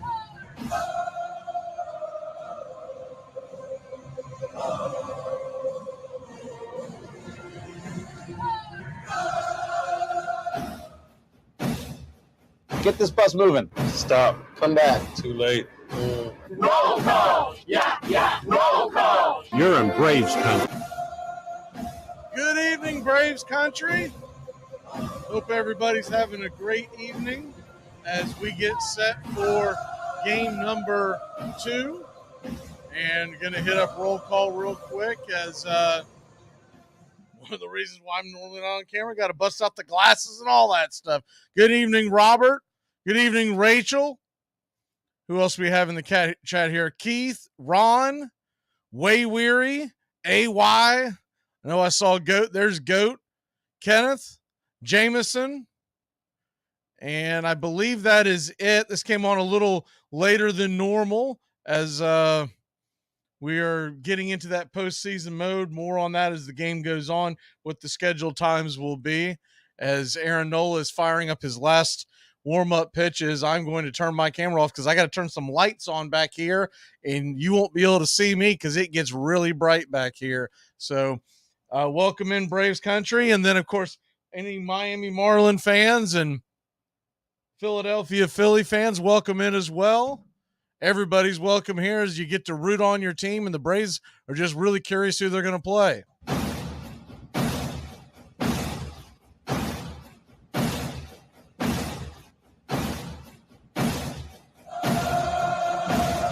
For those that are new to the channel, we do Braves pitch-by-pitch, play-by-play every game of the year practically, and more next year. We have scheduled. First pitch on the way to Aaron Nola to Luis Arias is a fastball outside, misses for a ball. It's 1-0. So because of that, you're going to see or hear a lot of sound bites that are traditionally for the Braves broadcasts. The 1-0 pitch, curveball right there at the knees, taken for a strike. And it's 1-1. Top of the first inning. Just underway, the 1-1 pitch from Nola. He winds, kicks, and deals. Swing, and that ball is lifted into left field. It's an atom ball to the left fielder. Pache makes the catch, and there's one away. Put a pretty good charge into that ball, but couldn't quite get it over the left fielder, Christian Pache. Of course, the former Atlanta Brave. Had a pretty good beat on it. One thing he never had an issue with when he was in Atlanta was that glove. It's normally, remember at one point we were thinking he was the heir apparent in center field. First pitch on the way to Jorge Soler, who comes to the plate, is down and in for a ball. It's 1-0. Phillies nothing, Marlins nothing. I'll do my best not to call this Braves country baseball or mention or call either team the Braves. It's kind of a hard habit to get out of. The 1-0 pitch right there at the knees for a strike. It's 1-1. If you're listening on radio, you can find us on youtube.com/@BravesCountry. You're looking for Braves Country Radio. Find us today. Please like and subscribe. The 1-1 pitch. Swung on, hit hard, but foul down the left field line. It's 1-2. Hope to have a more exciting game, of a higher scoring game than what we had last night. We had a pretty good game last night all in all, but would really like to see as the 1-2 pitch from Nola swung on, bang foul off the instep of Soler. We'll do it again. Just like to see a little more offense. And if the scoreboard jams, as it tends to do from time to time, feel free to shout out in the chat. A lot of times I don't see it. I'm writing solo and I do not have my producer. The 1-2 pitch off the plate wide, 2-2. Jason hopes to get into the production at some point tonight, but as of right now, I am by myself, and I can see the screen, but it's really off in the distance. The 2-2 from Nola, righty-righty matchup. Pitch on the way. Swing and a miss, strike 3. Soler chase one well out of the zone. And that is Nola's chase pitch. That's the one he wants to get you on, and there's 2 away. Philadelphia fans once again are standing loud and proud as they did all last postseason. Really loud atmosphere here in Philadelphia. And of course, Miami's got to deal with that. They're not used to any fans at the stadium. First pitch on the way to Josh Bell is down below the knees, well below the knees, called for a strike. Man, are we getting this again tonight? Doug Eddings, bad call. It's 1-0. They're showing it on the monitor, and I mean, that missed by a mile. The 0-1 pitch down below the knees again. This one in the same general area. This time he calls it a ball. It's 1-1. Usually what that comes down to is the umpire's doing a poor job of not setting up behind home plate. The 1-1 swung on and missed, came out of his shoes. It's 1-2. And if you're a Marlins fan or just pulling for Miami for whatever reason, first thing you're thinking of is this count should be 2-1, and he probably doesn't even swing at that pitch nor get that type of pitch on a 1-1 count. But instead, it's a 1-2 count. Nola trying to have a clean first inning. The pitch on the way in the dirt. Good take by Bell. It's 2-2. Josh Bell was the lone bright spot in the Miami offense last night. He went 3 for 4. A couple of hard hit balls into right field up against the wall. The 2-2 offering from Nola. Turns and flips it. Swung on. Just got a piece of that. Trying to get him to chase that changeup. Looks like he's got that changeup working pretty well. It's 2-2.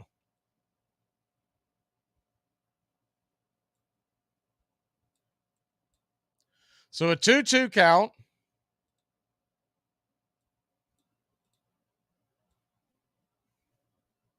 Pitch on the way from Nola. Swing and a miss, strike 3. Beautiful drop pitch, and that'll end the inning. 3 up, 3 down. Nothing doing for the Marlins here to start the game off. We will head to the top or the bottom of the first inning. 0-0 your score. You're a cop, huh? No, what I am, Sonny, is about 50 pounds heavier and one hell of a lot meaner, so you better straighten up your act. I don't think I like it. It all starts with just one thing. Get to know your local beekeeper. You can make sure they don't use chemicals in the hive, that they only sell surplus honey, plus locally produced honeys have a smaller carbon footprint. Find tips and more at onethingus.com. What's your one thing? Fatigue makes cowards of us all. You can't play fatigued. Therefore, it's up to you to be in prime physical condition. I can't put you in physical condition. I can start you. You've got to keep yourself in prime physical condition because a fatigued player is a coward. He can't go 100%. It is the American game. That's just what it is. And actually, it makes you, I'm 81, but I can feel like I'm 15 when I'm talking baseball. I'm watching baseball. This is it. It does this. It can do this to any man. It brings you back. You've got the winning run on second base. You've got 3 very good outfielders ready to deploy their arms. A very good base runner in Dansby Swanson, one of the best closers to ever do it in the postseason on the hill. And Eddie Rosario, who is 3 for 4, he stands at the plate. And you can't pitch around him because Freddie Freeman, though he's been a little cold, stands on deck. So let's do it. Here's the first pitch from Jansen. He does that little shimmy on the mound, winds up, and the first pitch is swung on, and it is rifle neck up the middle. It's going to score. It's going to Dansby Swanson's going to come around. It came off the glove. The Braves win. The Braves win. The Braves win.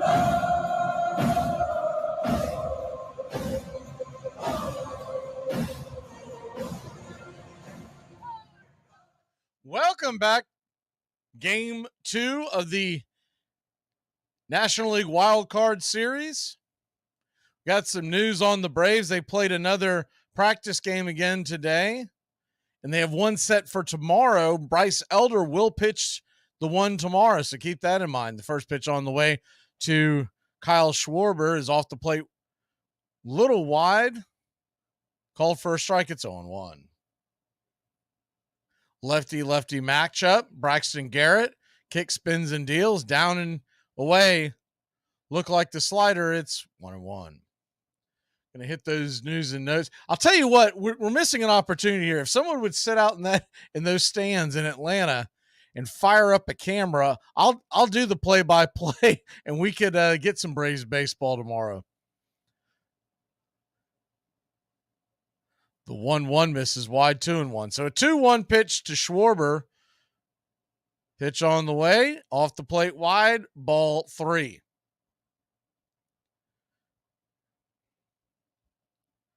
So Braxton Garrett looking shaky so far. In his first batter he faces, Kyle Schwarber. The 3-1 just grabs the top of the zone. Schwarber turns, calls timeout. I think he wanted that call. Looked like it just clipped the edge, but I mean barely. So already we've seen Doug Eddings give very wide strike zone as well as a very low strike zone. The 3-2 pitch. Swing and a miss. Strike 3. Good pitch by Garrett. Fastball up top. A P. Just about let her high on Schwarber, and there's one away. Sure, Schwarber is going to be saying some things heading back to the dugout. He really, I think he had a good argument. 2 of those strikes were not strikes. First pitch on the way to Trey Turner is up top for a strike, and it's 0-1. By the way, we talked about this last night, and then I got the report today as the 0-1 pitch misses inside. It's 1-1. Talked about last night how the home plate umpire Stu Shorewater was doing such a terrible job. Well, we got the report in. And when I tell you he was doing bad, he was doing bad. The 1-1 swung on and fouled back out of play. It's 1-2. Trey Turner at the dish. Really came alive late in the season after struggling and getting booed. The fans decided to give him a standing ovation, and he's been hitting the ball hard ever since. The 1-2 pitch is fouled off again. We'll do it again.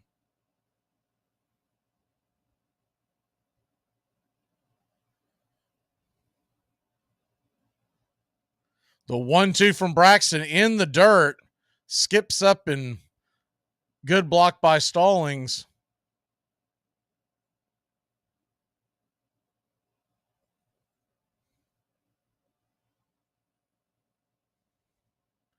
The 2-2 lefty-righty matchup. Garrett flips her up there. Swing, check swing. It goes fouling out of play. We'll do it again. So umpire Stu Shorewater had by far the worst scorecard of anyone that was behind the home plate last night. The 2-2 pitch on the way. Swing and a miss. Strike 3. Slider just fell off the table. Good pitch by Garrett. If he can get that pitch going, he's going to be hard to hit. Here are the numbers. Called strike accuracy, 88%. And that might be good in a math quiz, but that is awful umpiring.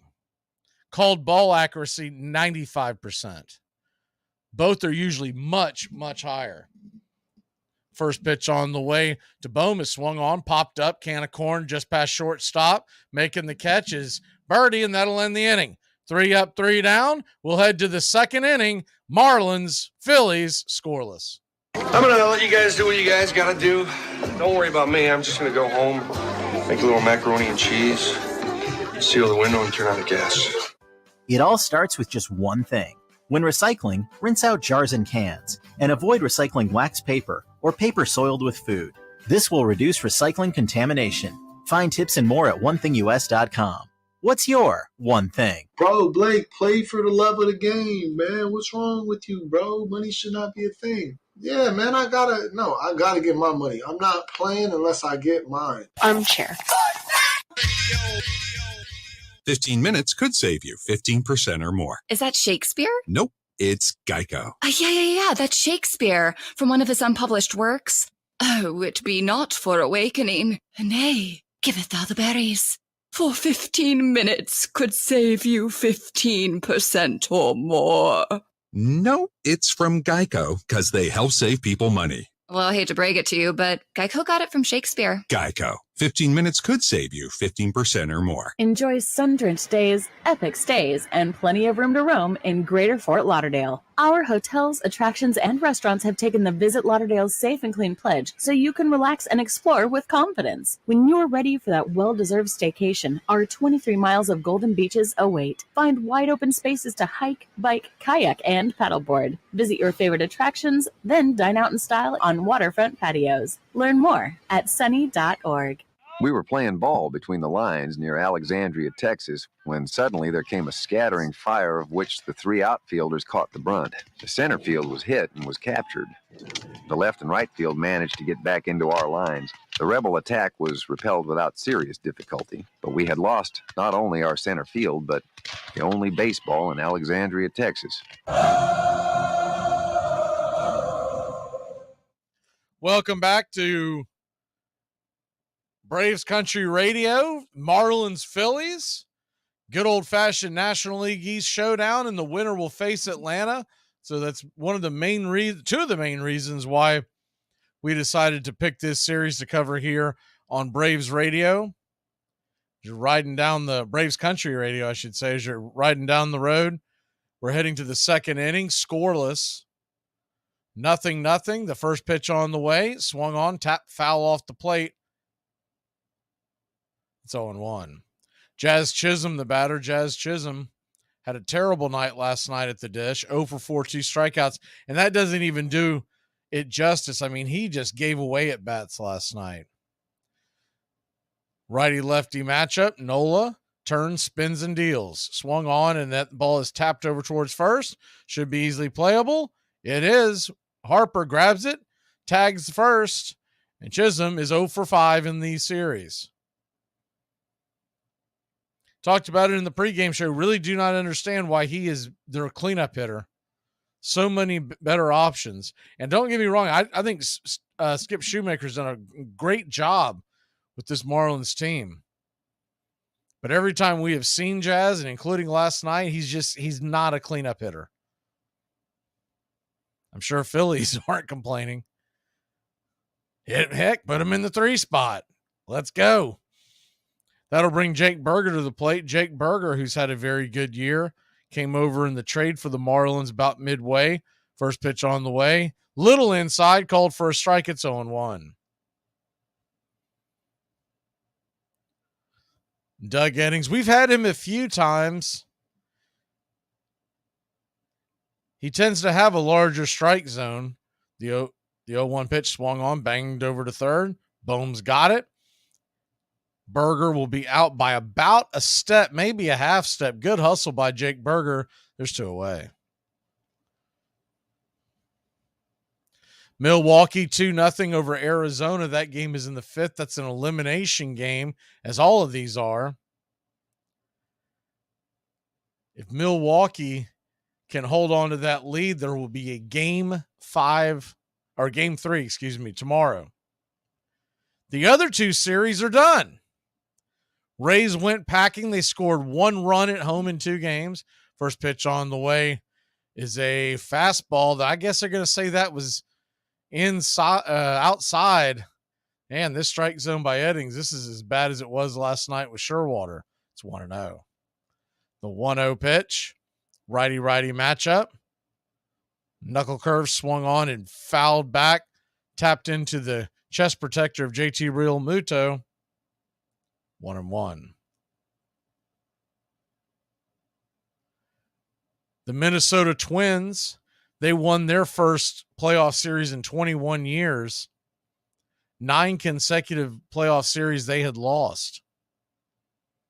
They swept the Toronto Blue Jays. The 1-1 pitch. Off the plate, wide, 2-1. So what that means in the American League, Minnesota is heading to Houston. Texas is heading to Baltimore. The 2-1 pitch. On the way, just misses outside, ball 3-1. So a 3-1 count. The main thing I'm seeing from Eddings, most umpires that are good at their job are normally right over the shoulder of the catcher. He's a little back, and so I really think it comes down to he has blind spots. The pitch on the way, swung on, hit high and deep, but playable. Making the catch in left field is Christian Pache, and that'll end the inning. Another 3 up, 3 down, 6 up, 6 down for the Marlins. We'll head to the bottom of the second, 0-0 in Philadelphia. Oh, dude! I thought you said they didn't have alcohol. Look, they got screwdrivers. Oh, no, just orange juice. Just orange juice, like the mixer? Yeah, people drink it. Yeah. It's crazy. When was the last time you drank straight mixer? Oh, I had a Diet Cola mixer a while ago. Oh, did you? Was it any good? Armchair Quarterback Radio, your home for the SEC. Back 3rd down on the 8. In trouble. Got a block behind him. Gonna throw and a run. Complete to the 25. To the 30. Lindsey Scott, 35, 41. Lindsey, 25, 20, 15, 10, 5. Lindsey Scott. Second down from the 3. Comes to blitz, quick flip, caught. Did he hold it long enough? The official says yes. Oh boy, is that going to be controversial. Gaffney, the freshman. My goodness. The Florida Gators go 91 yards to come from behind and edge the Tennessee Volunteers in an ending that will be talked about for years. By the end of the Civil War, baseball was the national pastime, North and South, West as well as East. Soldiers took the game home with them, and it grew. It's our game. That's the chief fact in connection with it. America's game has the snap, go, fling of the American atmosphere. It belongs as much to our institutions, fits into them as significantly as our Constitution's laws, is just as important in the sum total of our historic life. Walt Whitman. You're listening to Braves Country Baseball on Braves Country HD. Please like and subscribe today, youtube.com/@Braves Country.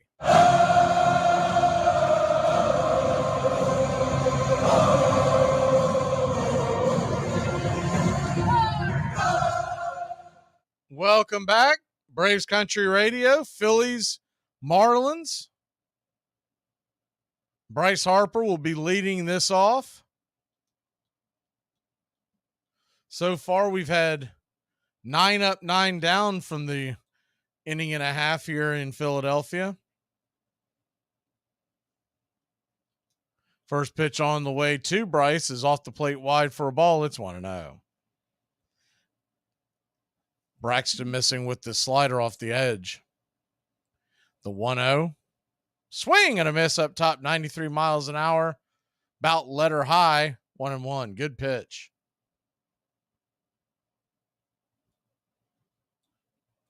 Put the poll in the chat. We are curious who everybody's pulling for tonight. The 1-1 pitch misses up high, 2-1. So a 2-1 count.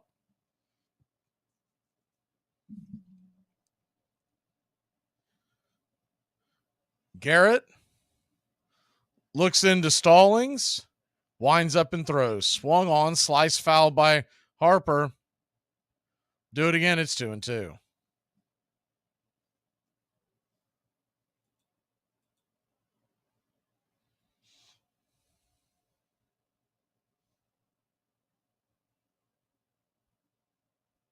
The 2-2.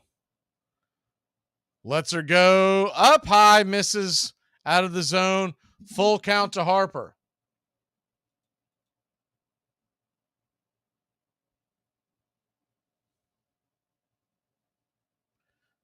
The 3-2 lefty-lefty matchup.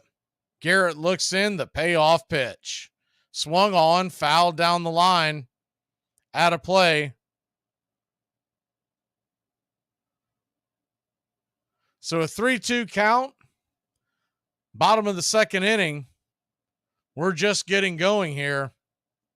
The 3-2 pitch on the way. Swing and a miss. Strike 3. Good fastball. Outer edge. Probably would have gotten the call if he laid off. So Harper had to swing way too close to take. That's for sure. And there's one away.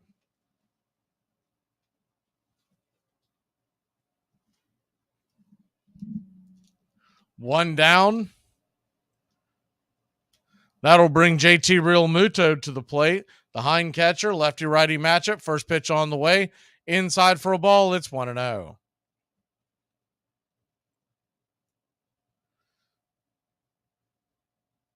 Milwaukee, their lead has been cut into half as there was a solo shot by Arizona. It's now 2-1 Brewers, bottom of 5. The 1-0 pitch is bang foul down the third baseline. It's 1-1. They're showing a stat right now as the 1-1 pitch swung on, rifled down the right field line. That is going to be a fair ball. Could be extra bases. Real Muto is hustling back in, and he will make it. A 1-out double for the Phillies. They got the go-ahead run in scoring position with 1 down.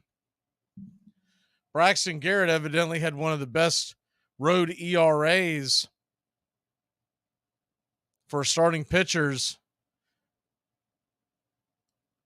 He was ranked up there in the top 3, top 4 of the league. He's in a tough spot here. You got Real Muto on second, 1 out. Castellanos at the plate. The pitch on the way, swung on, hit high in the sky, not very deep. Coming in, making the play is Jazz, and Jazz fires it into the infield. No chance of moving up as Real Muto was going about not quite halfway, more of a third of the way towards third. He'll retreat back to second. There's 2 down, 1 out. 2 down, 1 on. Runner on second, and that'll bring Bryson Stott. Stott down in the lineup tonight because of the lefty on the hill.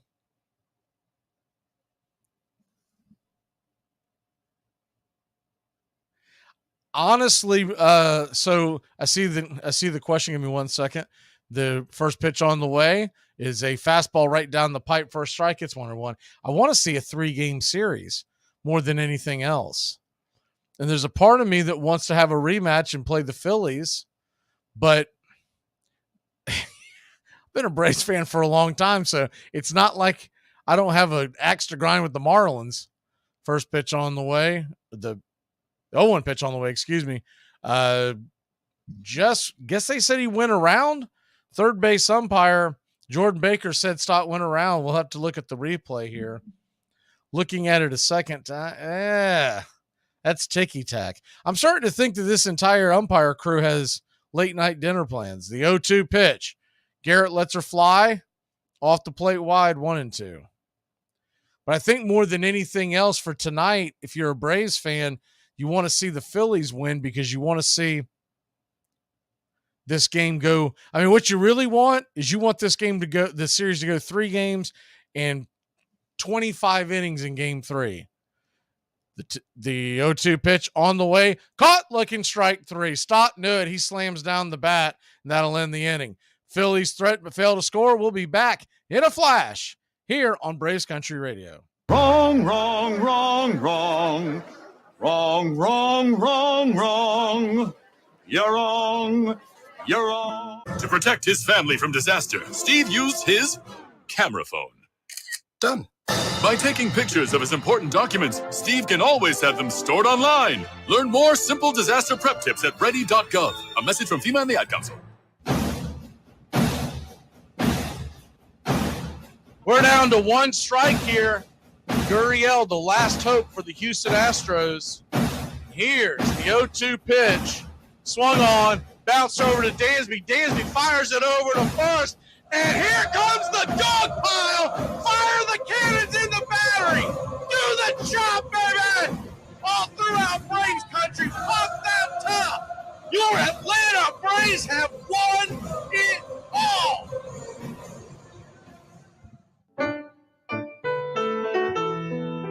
Hey, Braves Country. Braves Country HD is bringing you Braves Country Baseball all year long. Hi, I'm Mac McGee. We'll be bringing you play-by-play, pitch-by-pitch, inning-by-inning of your Atlanta Braves. Braves Country comes to you every Tuesday night and Friday night, and 2 bonus games every week. Please like and subscribe to youtube.com/@BravesCountry.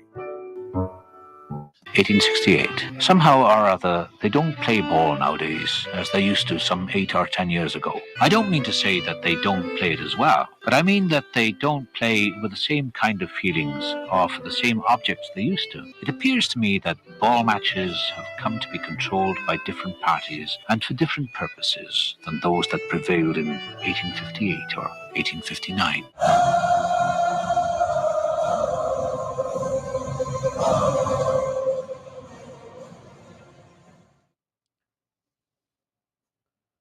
Does this shade of red make me look like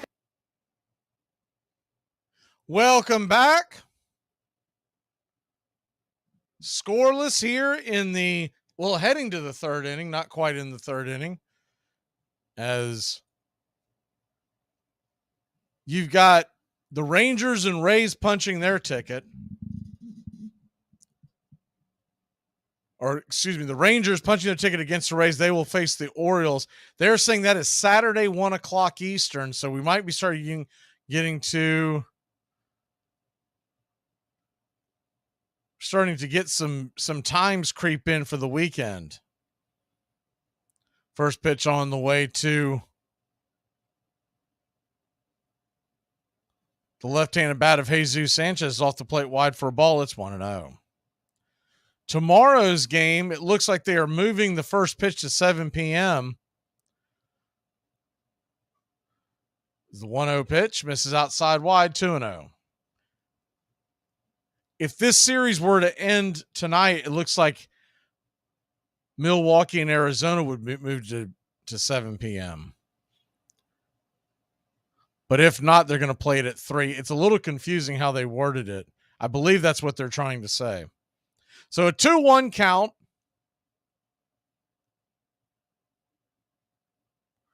Righty-lefty matchup.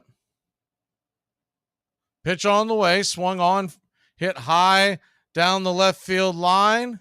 Making the catch is Pache, and there's one away.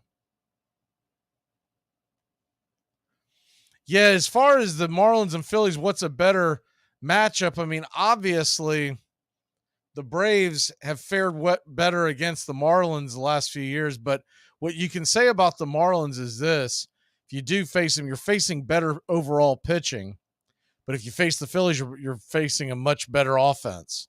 And the one thing about Philly, the Braves have just not hit Zach Wheeler well. The first pitch on the way to John Birdie is swung on, fouled down the line. It's 0-1. So the biggest thing is, how do you manage going up against Wheeler in a series? If it goes 5, you would face him in game 2 and game 5. The 0-1 pitch off the plate wide, 1-1. Now, conversely, we will have, the way it's set up right now, you'll get Spencer Strider in games 1 and game 4. Max Fried in games 2 and 5. This is assuming health. The 1-1 pitch. Swung on. That ball is rifled into left center field. Making a running attempt as Pache. It comes off his glove, and Birdie is safe at second with a 1-out double. Man, oh man alive. I thought he had the catch. I think it just popped out of his glove. Either that or he just mistimed it. Just hit the edge of his glove. I don't believe it ever actually got in the glove. Get a better look there. No, it just hit the top of it, outer edge.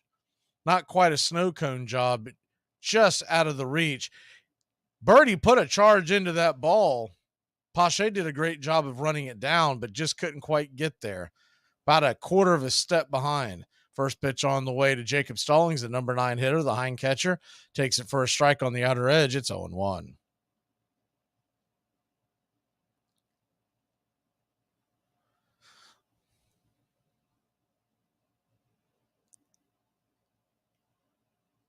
The 0-1 righty-righty matchup. Pitch on the way. Down and away. 1-1. And any way you look at it, as far as the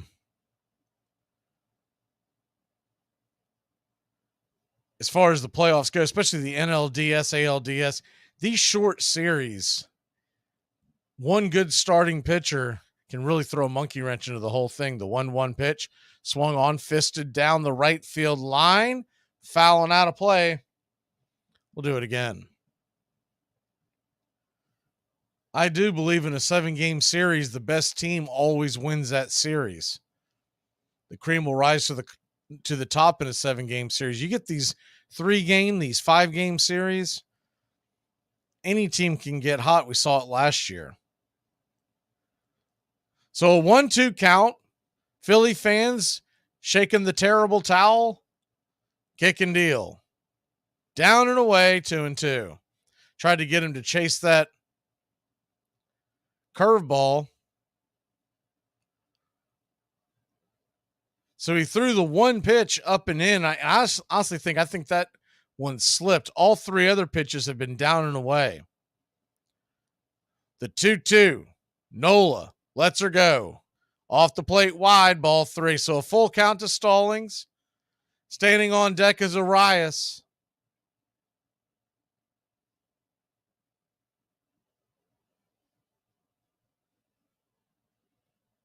Full count.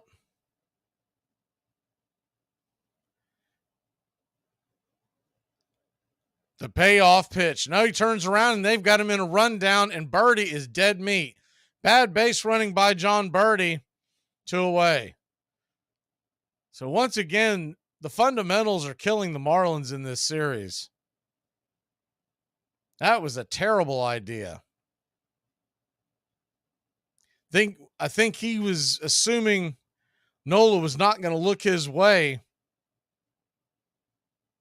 And he was hoping for possibly a curveball or something. Now, Nola doesn't have to worry about it at all because now with the bases clear, he can do whatever. The 3-2 pitch, swung on, tapped high in the ground. Third baseman Bohm has it. He'll flip it over to first, and the Marlins spit the bit. We'll be back in a flash here on Braves Country Radio. Does the shade of red make me look like a clown? No. It makes you look like a prostitute who caters exclusively to clowns. ACC football covered like no other here on the Armchair Quarterback. Reggie Gillespie dives into the end zone. The winning points for North Carolina State. And the teams come together in the end zone, pushing, shoving between the back and the heels as Gillespie has scored the winning points. His 5th rushing TD, but these teams need to be separated. The emotion boils over on the last play of the game as Gillespie goes to the end zone. And it's a sea of Carolina blue and State red. And Carruthers gets into it, and they've doused him, and now we've got a big brawl out on the field. Marring would have been the 200th victories for Bobby Bowden. Look at this. That's an ugly mess down there. This is ugly. Starting to get it cleared up down there, although there's still some bodies flying around. ACC football, backyard brawls all year long. Been chomping at the bit ever since I've sold this at like 5 o'clock in the morning. Like, what am I looking at? This dude's wearing a sports bra. No one else wants to talk about that. Like the announcers didn't bring it up or nothing. They say, that's a really goal. And they start breaking down the goals. They screw the goal, break down the fact that the dude's wearing a sports bra and then showing it off. Armchair. Look, will happily pay 75 cents to $1.50 to go to the theater. And numbers prefer baseball to theatricals. We must make the games worth witnessing, and there will be no fault found with the price. A good game is worth 50 cents. A poor one is dear at 25. Harry Wright. You're listening to Braves Country Baseball on Braves Country HD.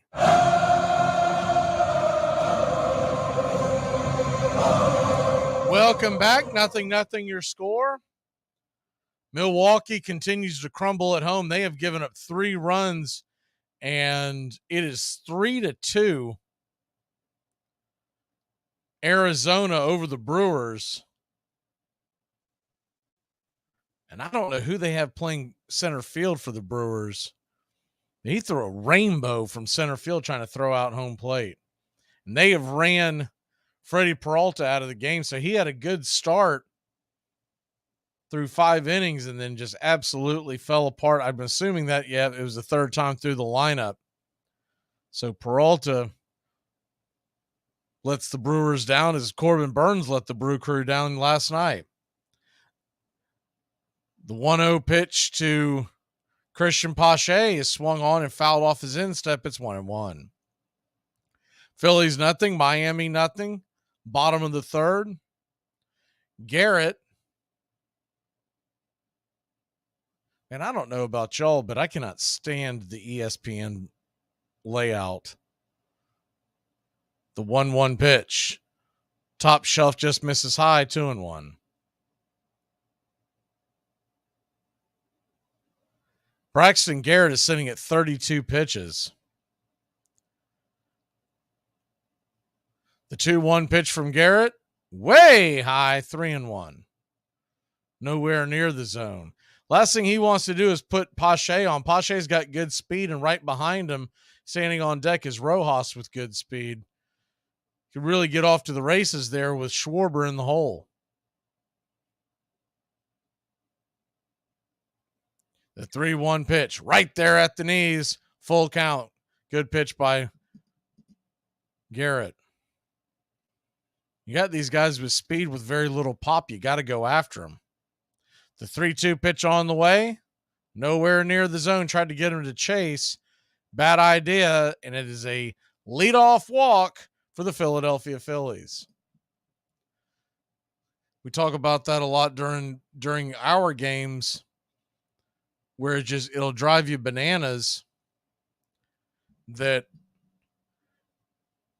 you'll get these starting pitchers that are just nibbling, knowing that you need to go after the lesser batters because you got the big sticks in the shadows. The first pitch on the way to Rojas, that one's down and in, and it's 1-0. So Garrett struggling out the gates here in the bottom of the third. He knows he can't give up a lot of runs because the Miami offense has been missing in action this entire series. The 1-0 pitch. Right there for a strike. Right down Main Street. And it's 1-1.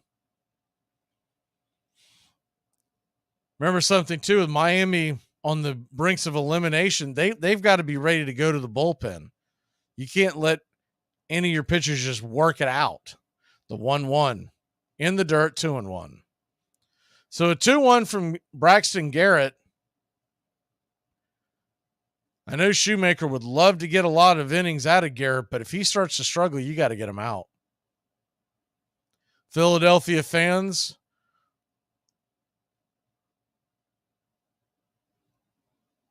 I don't know what their nickname for their terrible towels are. That's why I keep calling them terrible towels. The 2-1 pitch. Swung on, popped it up. High in the sky. It'll bend out of play just past the first base dugout. Evens up the count at 2-2. I guess we should come up with a name for those. The Red Rags? I don't know if I've ever heard anything.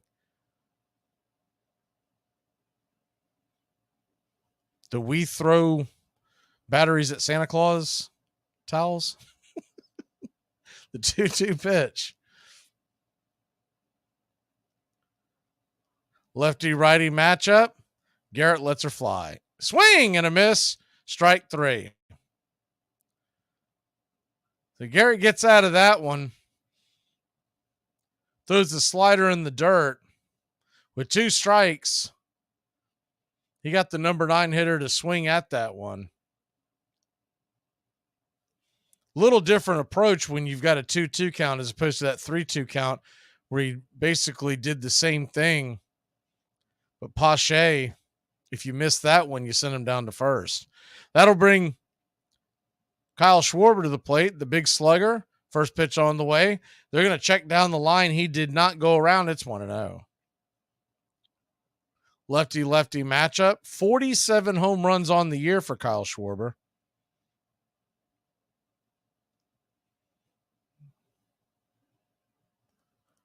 The 1-0. 41 pitches into the night. Garrett looks the runner back and lets her fly. Swung on, bang, foul down the line. Heading towards the first base dugout. It's 1-1. Arizona's about to break that one open. It is 3-2, and they have runners on the corners and nobody out. It looks like Christian Walker, their sluggers at the plate.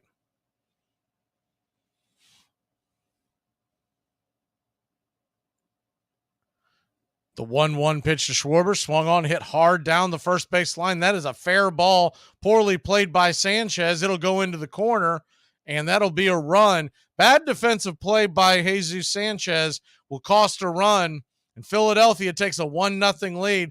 Pache goes first to third, and the slow-footed Schwarber makes it to second. It's 1-0 Philadelphia.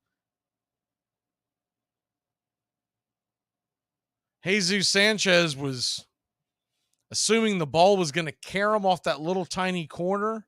When it missed that corner, I'm assuming that's what he thought, is that it was going to hit that corner and then kick out, which very small chance of that happening. So he lost the momentum had to redirect himself towards the corner. By the time all that got cleared up, Pache went first to third. Good to see you, D. I think I saw Kal-El in here as well. Good to see you two as well, Bright Wolf and Peyton. I don't think y'all were in here for the roll call. So Philly won, Miami nothing. Stottlemyre is going to go out there and talk to Garrett.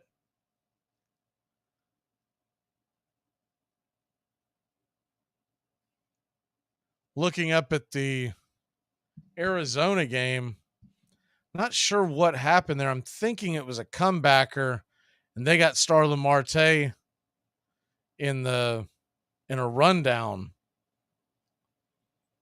First pitch on the way from Garrett to Trey Turner, swung on, popped up, foul out of play. It's 0-1.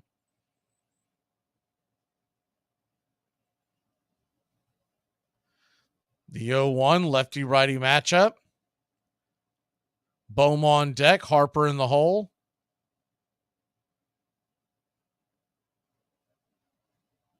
Pitch on the way, swung on, hammered, foul down the line. It's 0-2. They keep showing the replay, but it does look like the third baseman of the Brewers in that game did tag the runner. I think that's our old pal Josh Donaldson. The 0-2. Lefty-righty matchup. Garrett lets her go. Swung on, comebacker off the glove. And that is going to be a bad luck base hit. Bad luck for the Phillies. Good luck for the bad luck for the Marlins. Good luck for the Phillies. And the Phillies lead it 2-0. That ball was a comebacker. It was hit hard. And it shot the glove off of Garrett's hand. Almost like Bugs Bunny cartoon style. So 2-0 your score.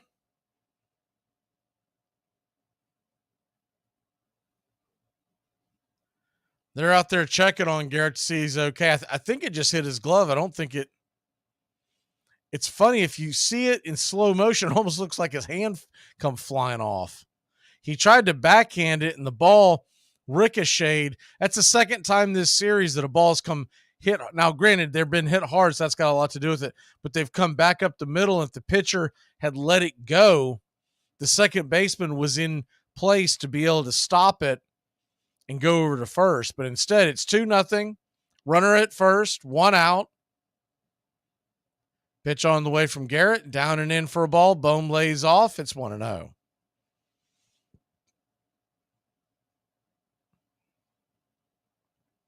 They did hold up that out, by the way, in Arizona. So it's 3-2, or in Milwaukee. So it's 3-2 Arizona. And that is Josh Donaldson that was making the play at third. I knew he went over to the Brewers, but I didn't know how often he played because he's really fallen off from when we remember him. The 1-0 pitch is down and in, 2-0. So a 2-0 count. Braxton Garrett's got to quit nibbling and get aggressive. He trails by 2 in an elimination game in the playoffs. The 2-0 pitch swung on, hammered down the left field line, foul. We'll do it again.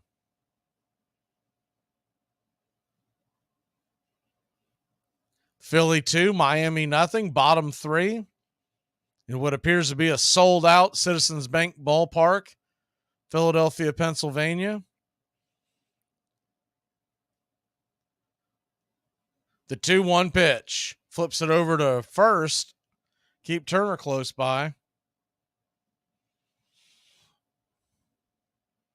I do believe if Miami's going to win this game, they've got to score runs tonight. So they're going to have to get those bats hot, because there's no way you're going to keep Philly's offense down 2 nights in a row. The 2-1 pitch swung on, hit up towards short. Good play by Bird. He has a hard time getting it out of his glove, so his only play is to first. And it's a 6-3 put out. Looked like Turner was moving on the play, so it would have taken just an absolute perfect play to get him out. Instead, Birdie did the smart thing and flipped it to first. So 6-3 put out. Garrett now at 50 pitches, a really long inning for Braxton Garrett.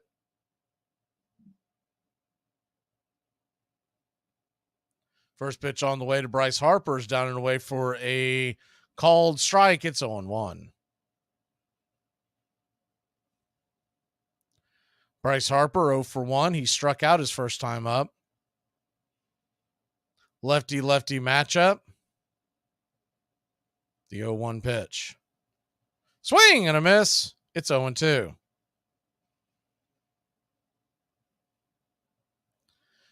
So back to the Braves. We were talking about that earlier for you Braves fans in here.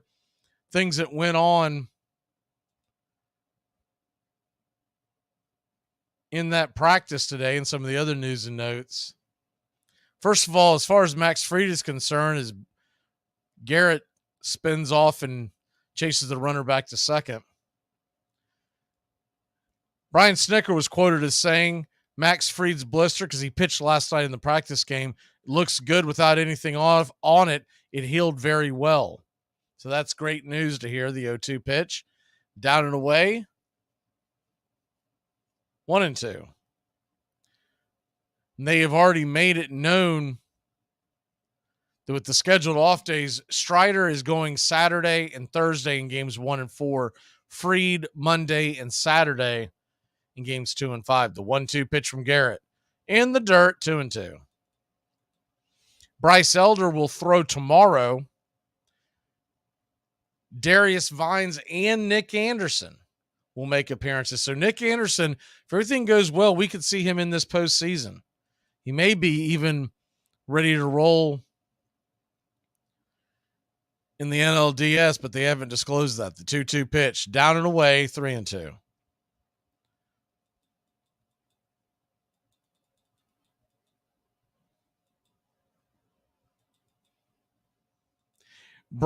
If you've missed the news, Marcell Ozuna has been playing first base in these practice games, and they asked Snitker about that, and the reason why is the 3-2 pitch to Bryce Harper, the payoff pitch.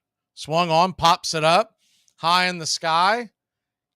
Can of corn, will it stay in play? It will, in foul territory. Making the catch is Josh Bell. So the bleeding stops a little bit, but Philadelphia does grab the lead. But when we come back, the Miami Marlins have the top of the order coming to the plate.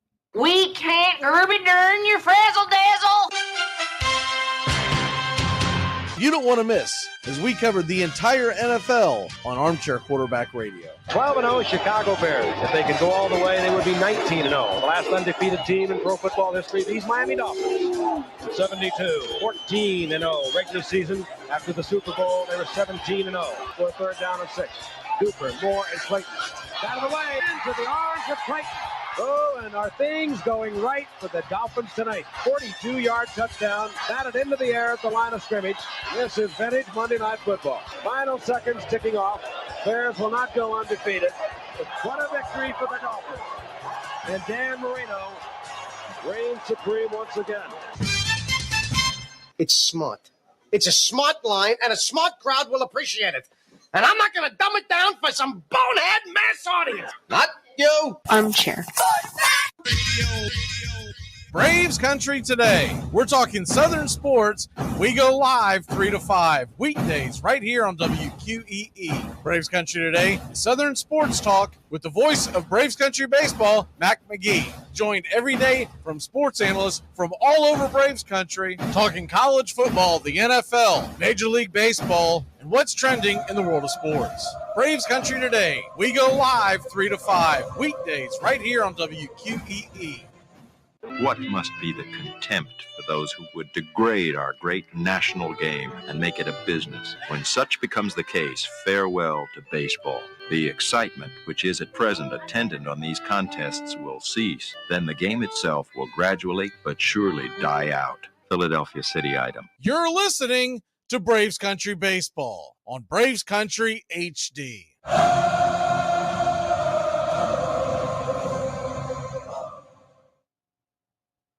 Welcome back. So to get back to, and there's a lot of stuff to unpack here, but to get back to what we were just talking about, as the Phillies lead 2-0. Top of the order due up for the Miami Marlins. Arias, Soler, and Bell due up. Nola goes back to work 37 pitches into the night. The first pitch on the way. Arias shows bunt. The pitch is well off the plate wide. Terrible call by Doug Eddings, and it's 0-1. And to clarify, that was not, they did not offer a strike. That was a called strike. The 0-1 pitch, down and away. Same spot, just a little lower, and it's 1-1. So Marcell Ozuna played first base in that practice, in both practice games. The 1-1 pitch, swung on, grounded foul down the line. Do it again. And they asked Brian Snicker about that, and he said, first of all, Brian, that Marcell looked pretty good, and three of the beat writers said the same. They said that they thought Marcell did a very good job at first base. Not that he's going to be better than a platinum glover like Matt Olson, but it's good to know. The 1-2 pitch, swung on, grounded over to first. Easy play. 3-1 put out as Nola covers the bag, and there's one away. But he said that they were going to give him a look next spring at first base, but this allows Ozuna to get in the game more because the Braves were preparing for the NLDS, and what they were trying to do is get as many people at bats as possible. And so he was on the other side, and he was playing first base as opposed to designated hitter, so they could put other folks out there in the designated hitter role. The first pitch on the way to Soler, swung on, pops it up, soft fly ball to left field, easy out, and Soler's down on one pitch. So with that being said, it's interesting that they're talking about giving him a look on, by the way, Arizona leads Milwaukee 5-2 in the sixth. Milwaukee's not showing up the way Tampa Bay didn't show up at home.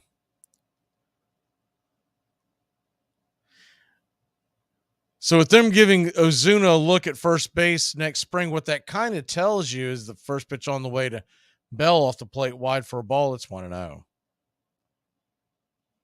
What that allows them to do, big picture next year, is you could give more days off to Matt Olson and let him DH. The 1-0 pitch just grabs the outer edge for a strike. It's 1-1. That's a pitch there that a lot of umpires aren't giving, but considering how wide his strike zone has been tonight, you knew that would be a strike.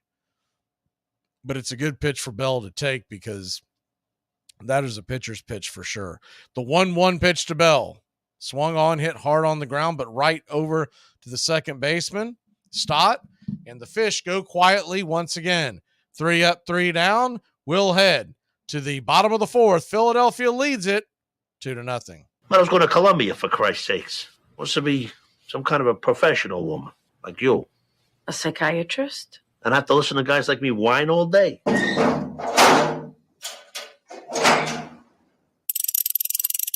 Here's payoff pitch, and swung on and missed. Strike 3. Yak 'em. We're 1 out away, Braves country, from a trip to the World Series. Whatever superstition you got, do it. The entire city of Atlanta, the entire South is standing on their feet, trying to will the Braves into the World Series. Here's the 1-0 pitch, and swung on and ripped over to Dansby Swanson. Dansby's got it. He fires over to first. Baby, sound the trumpets. Do the chop through the street. Your Atlanta Braves are headed to the 2021 World Series. Oh, baby. We have not been into the World Series in 22 years. But come Tuesday night in Houston, we'll have first pitch. Go dance in the streets, baby. Have you ever protested anything? Sure, every time I get thrown out of the pub. By the end of the Civil War, baseball was the national pastime, North and South, West as well as East. Soldiers took the game home with them, and it grew. It's our game. That's the chief fact in connection with it. America's game has the snap, go, fling of the American atmosphere. It belongs as much to our institutions, fits into them as significantly as our Constitution's laws, is just as important in the sum total of our historic life. Walt Whitman. Please like and subscribe today. YouTube.com/@BravesCountry. Welcome back. They continue to show that replay of John Birdie and his bad base running. Arizona leads Milwaukee 5-2, bottom of the sixth. Milwaukee did finally get out of that inning, but man, oh man, are they in trouble because they've given a 3-run lead, and Zach Gallen is on the mound. Looks like he still has an inning or so left in him. There will be a pitching change. They're going to the bullpen. They've given up on the Braxton Garrett crusade. It'll be David Robertson. Robertson fires the first pitch, a bullet right past JT Realmuto, the number 5 hitter tonight. Swing and a miss. It's 0-1. So back to some of this other news as we'll continue to do this throughout the night because there's a lot of stuff going on around Major League Baseball as we try to get it all in by the end of this game. The 0-1 pitch right there, first strike, it's 0-2. So an 0-2 count to JT. Righty-righty matchup, pitch on the way, swung on, rifled foul and out of play. It's 1-2. So we talked about Bryce Elder is going to pitch tomorrow. Darius Vines is going to pitch the other side. Nick Anderson is expected to make an appearance. Charlie Morton, there's news on him. He is back after attending a family matter last weekend. He's back with the club, the 0-2 pitch, high and out of the zone, 1-2. They said that Morton continued to throw as he waits for improvement on his sprained finger. So what he's done is he's got the finger on like a splint, but he's continuing to throw to keep his arm warm. 1-2 pitch is fouled back out of play. It's 1-2. And the other thing that, we talked about this last night, but it really looks more and more like it's going to end up being, as the 0-2 pitch is down and away. Good take. 2-2. I think I said 0-2 is 1-2. So a 2-2 count. Excuse me. Righty-righty matchup. David Robertson lets her fly. Swung on. That ball is blasted. Good night, Irene. And the former Met does former Met things. And it's 3-0. JT Realmuto pounded that ball into the night. And the Phillies are looking to put the death nail into these Marlins. The biggest problem with Miami when you watch this is that not only have they fundamentally just not played the game well the last 2 nights, but then what little bit of offense they have in that organization, they've given runs away. Bad at bats, bad base running.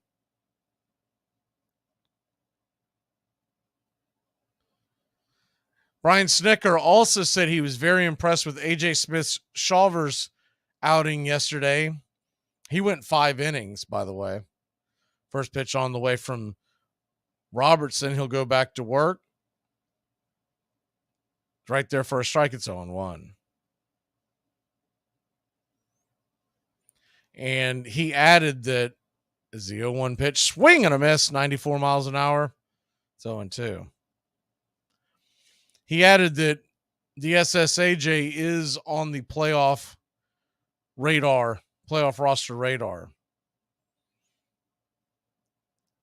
The 0-2. Righty. Kicks and deals. Fastball looking, strike 3.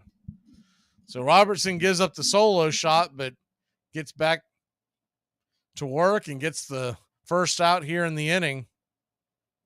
And he just got way too much of the plate of that home run to JT Real Muda. There are not many MLB batters that's going to miss that pitch. It was about belt high for those of y'all listening on radio, belt high and right down the middle. Might as well have been sitting on a tee. First pitch on the way to Bryson Stott is swung on and fouled out of play in the left field stands. It's 0-1.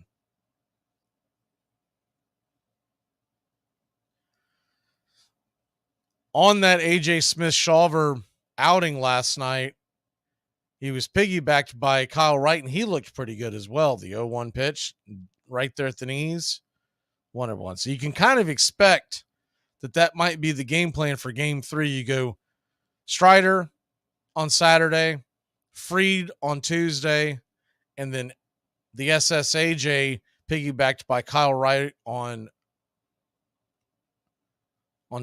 Tuesday. I'm sorry, on Wednesday. Because they play game 1 Saturday, then they have the day off on Sunday. Game 2, then they have the day off and travel to Philly. Game 3 would be Shawver and Wright most likely. The 1-2 pitch, swung on, tap, foul off the plate. We'll do it again.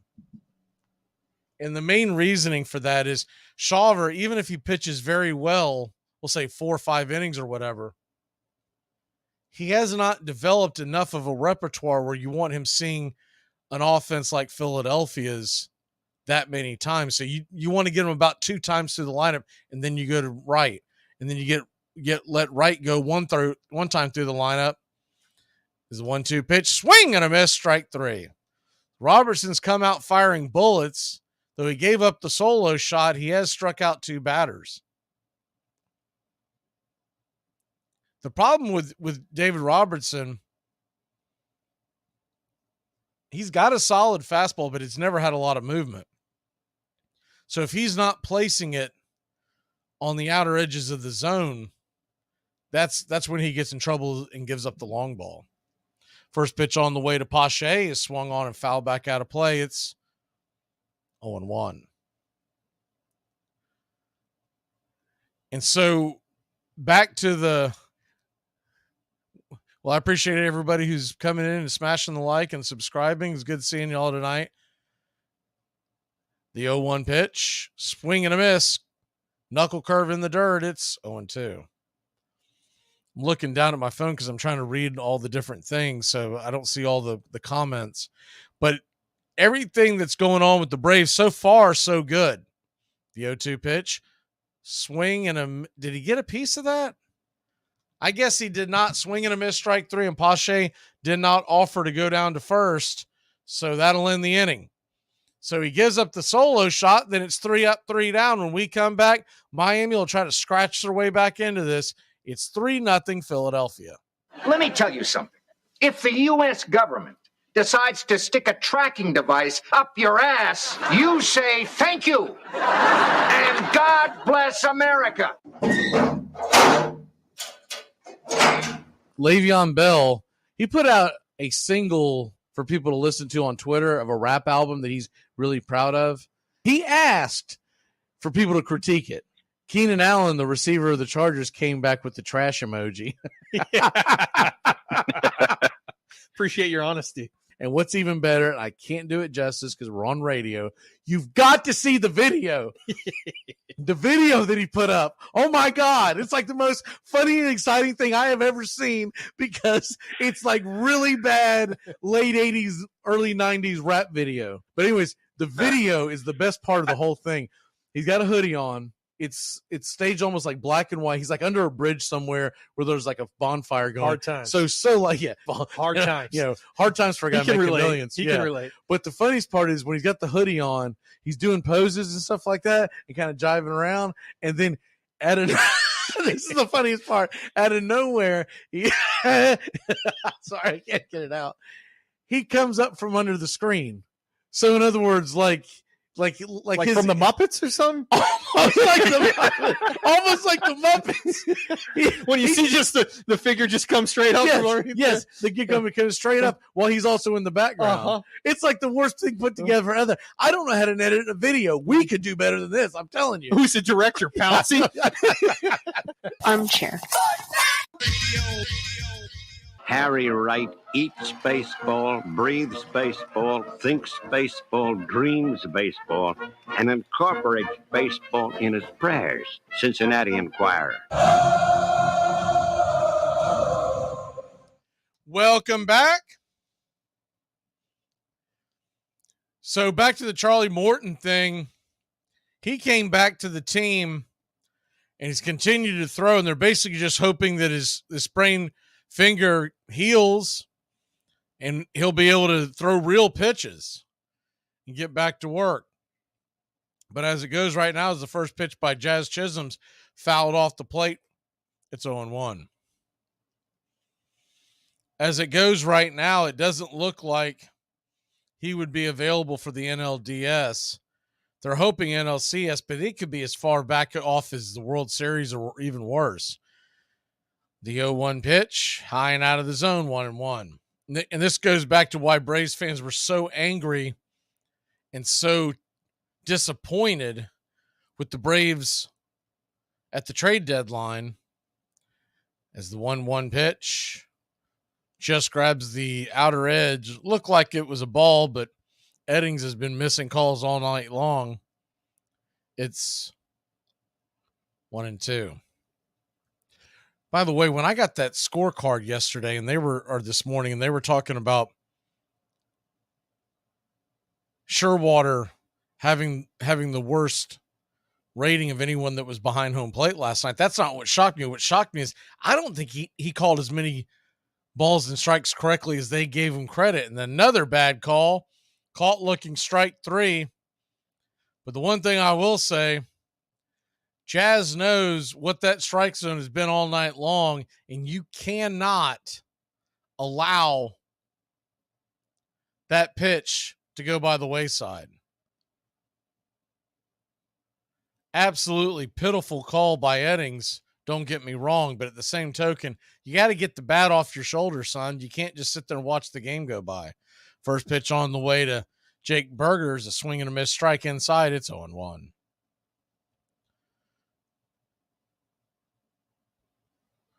Trying to see if there's anything else that popped off about today's game. There's other stuff to get into. The 0-1 pitch swung on, bang, foul off the plate.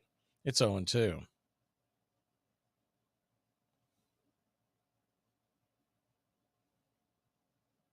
Travis d'Arnaud hit a 2-run home run off of Jimenez. So that's good news and bad news. It's good to see Travis d'Arnaud wake his bat up. It's bad news to see one of our relievers give it up. The 0-2 pitch swung on, grounded up the middle. And Jake Berger continues to swing a good bat for these Marlins, coming over from the White Sox in a trade at the deadline. We talked about this in the pregame show. I felt like Berger should really be their cleanup hitter. And Jazz Chisholm should be down there 7th at best, probably 9th. So 1 on, 1 out. So here is a home run total for today. It kind of catches you up with what happened the day before. First pitch on the way, swung on and fouled back out of play by De La Cruz. It's 0-1. Marcell Ozuna hit another home run today. That's 2 this week. He hit 1 today and yesterday. Travis d'Arnaud hit 2 this week, today and yesterday. Ronald Acuna Jr. hit a home run. Austin Riley hit a home run. And Acuna, that's his second home run. So the 3 of them have 2 home runs. Riley, his first home run. The 0-1 pitch was in the dirt. It's 1-1.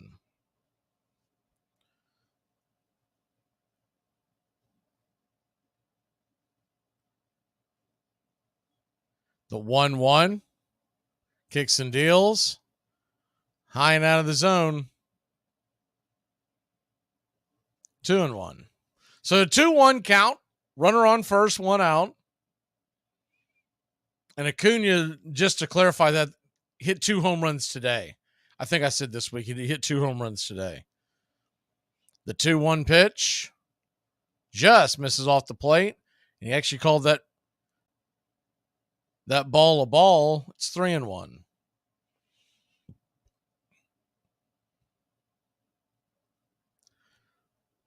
Here's a fun one. I would have loved to have seen this. Eyeglasses. Raisel Iglesias is the 3-1 pitch. Swing and a miss. It's 3-2. Fastball right down the pipe. He struck out Ronald Acuna Jr. today on a 99-mile-an-hour sinker. I would have loved to have seen that matchup. And they said that one of Ozuna's home runs today was 450 feet. That's the good news. The bad news is he hit it off of A.J. Minter. So a full count. De La Cruz stands at the plate. There's a runner on first. One swing could change this game in a jiff. The payoff pitch. Down and away. Ball 4. So De La Cruz walks on down to first. Runners on first and second. One out. One of the Acuna home runs, by the way, is off of Jesse Chavez. So it's always good news, bad news. Because you're saying, all right, I'm glad to see the guys really swing the bats well. But then you're like, man, quit telling me who gave them up because it's depressing me. You do wonder with the pitchers how many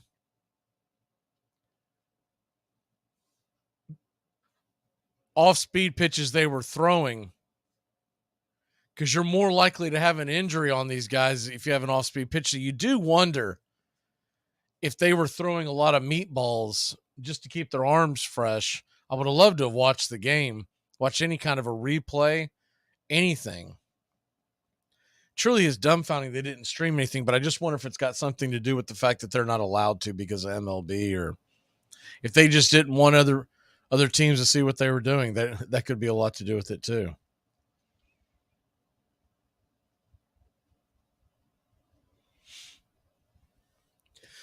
So runners on first and second after a mound meeting. One out. The left-handed Sanchez stands in. First pitch on the way, down below the knees for a strike. And Sanchez, I can't blame him. That was a terrible call, and he said something to Eddings, and I can't blame him. And I mean, Shoemaker's finally waking up over there. He's got Brian Snicker syndrome. He just sits there and just takes it on the chin. But I mean, it's an absolute terrible call. What you're seeing on your screen is not where the ball was. That ball was well below the knees. It's not even in the same area. The 0-1 pitch. Swing and a miss. The knuckle curve, it's 0-2. But the problem is, and I'm sure he's saying something, he's probably saying, I'm swinging at that because I'm down 0-1. Doug Eddings, last night I thought Sherwater was the worst. I mean, Doug Eddings I think he's taking the crown. And this is both sides. This isn't just the Phillies side, the Marlins side. This is both sides. The 0-2 pitch, swung on, grounded up the middle. It's going to be a 6-3 double play, and that'll end the inning. 3-0 your score. Philadelphia leads. We'll head to the bottom of the 5th. Doug Eddings up 3-0. Cheeseburger. It was a homeless woman, wasn't it? It was a homeless woman, yeah. He said that he had to give his kidnappers $500, so he gave her his credit card to go get him $500 and whatever, because none of it turns out that probably wasn't true. You know what this sounds like to me? It sounds like Allensby got all liquored up and paid a homeless woman $500 to roll around under the bridge with him. Well, that is exactly what I think happened, because now they got 2 guys coming out saying that they found him unconscious on the side of a road and that they weren't kidnapping him, but he kept yelling at them that, do you know who I am? Give me back my wallet. I'm worth $1 million. Turned out it wasn't a wine bar. It was a strip club. So let's say what really happened here. We've all been there. Well, at least I'm not going to speak for anybody else. I've been there. And yeah, I don't know if everybody's been under a bridge with a homeless woman giving her $500 after chugging down the line. I've been in similar instances, but I'm not going to say I've been there. First of all, it takes a lot less than $500, okay, buddy? That's where you got taken right there from the jump. Armchair. I declare bankruptcy! I got lost in the game. I mean, the ballpark, the people, the color, the sounds, the smells. And it's a passion. It's a very, very big part of my life. Sometimes I like to be 11 years old. I like being part of something that's bigger than me. It's good for your soul to invest in something you can't control. You're a romantic. You have a lyrical soul. You can love under the best and worst conditions.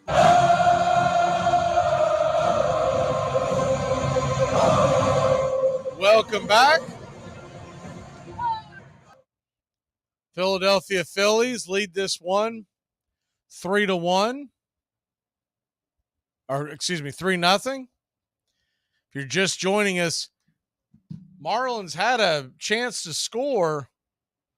Once again, this isn't just one-sided. This is going both ways. But Doug Eddings is calling an absolute awful game behind play. I really hope him and Sherwater are not anywhere nearly involved in the NLCS or ALCS. First pitch on the way. Swinging Rojas. Dribbles one over to third. Berger's got it. Throws him out by a mile, and there's quickly one away here in the bottom of the fifth.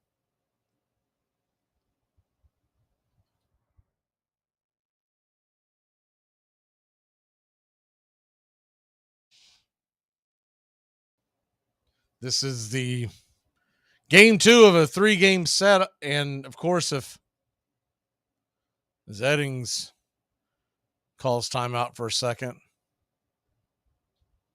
hopefully he's getting eye surgery real quick.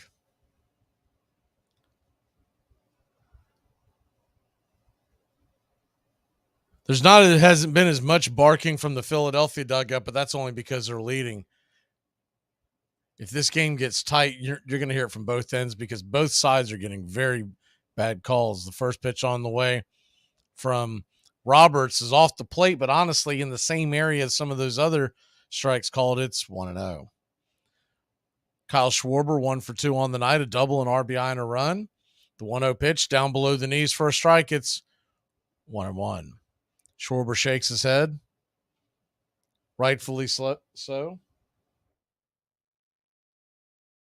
1-1 in the dirt, 2-1. And you never expect these umpires to be perfect, but when they're so bad, then every single little missed call gets magnified. I've said it all year long. I said it last year towards the end, and I'm going to continue to pound the table. I'm ready for the robo-umps. The 2-1 pitch. Down and in. Did he go around? He did, 2-2. Schwarber doesn't like it. Have to see another angle to see if he actually went around or not. As they show the replay, yeah, he went around. I thought maybe he held up, but that looked like his barreled the bat across the plate. The 2-2 pitch, swing and a miss, strike 3. So Robertson has struck out 4 batters. Only the solo shot is what he got caught with.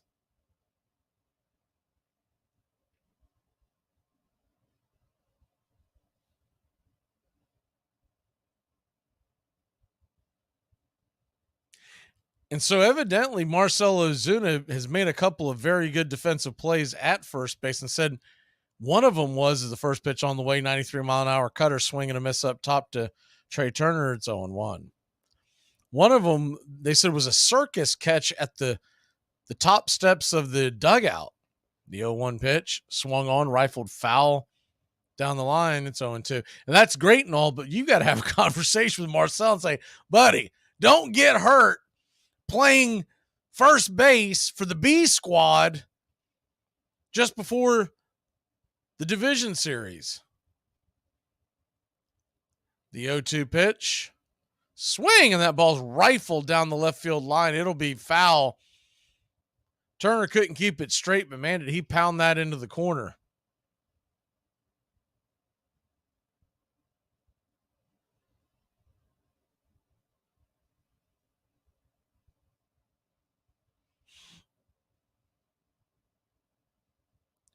The 0-2 pitch. Swung on, lifted high. Coming in, making the play is the right fielder, Sanchez, and that'll end the inning. 3 up, 3 down. The Marlins will grab the bats. It's 3-0 Philadelphia. We head to the 6th. It's not what he said, you ignorant wretch. Spanish is worse than your English. This portion of the show is being brought to you by Ed's Almost Good Beer. Remember, Ed's Almost Good Beer was brewed in God's country when God wasn't looking. What the hell's going on out here? Everybody grab it out there. Nobody touching. Just grab it, everybody. Grab. Nobody touching. I can't talk right now. Why don't you give me your home number and I'll call you later? Well, I'm sorry. We're not allowed to do that. Oh, I guess you don't want people calling you at home. No. Well, now you know how I feel. Armchair. Braves country today. We're talking Southern sports. We go live 3 to 5 weekdays right here on WQEE. Braves country today. Southern sports talk with the voice of Braves country baseball, Magee. Joined every day from sports analysts from all over Braves country, talking college football, the NFL, Major League Baseball, and what's trending in the world of sports. Braves country today. We go live 3 to 5 weekdays right here on WQEE. Harry Wright, a former center fielder for the Knickerbocker Baseball Club, believed there were big profits to be made in baseball. And in 1869, he assembled the very first professional team, Cincinnati Red Stockings.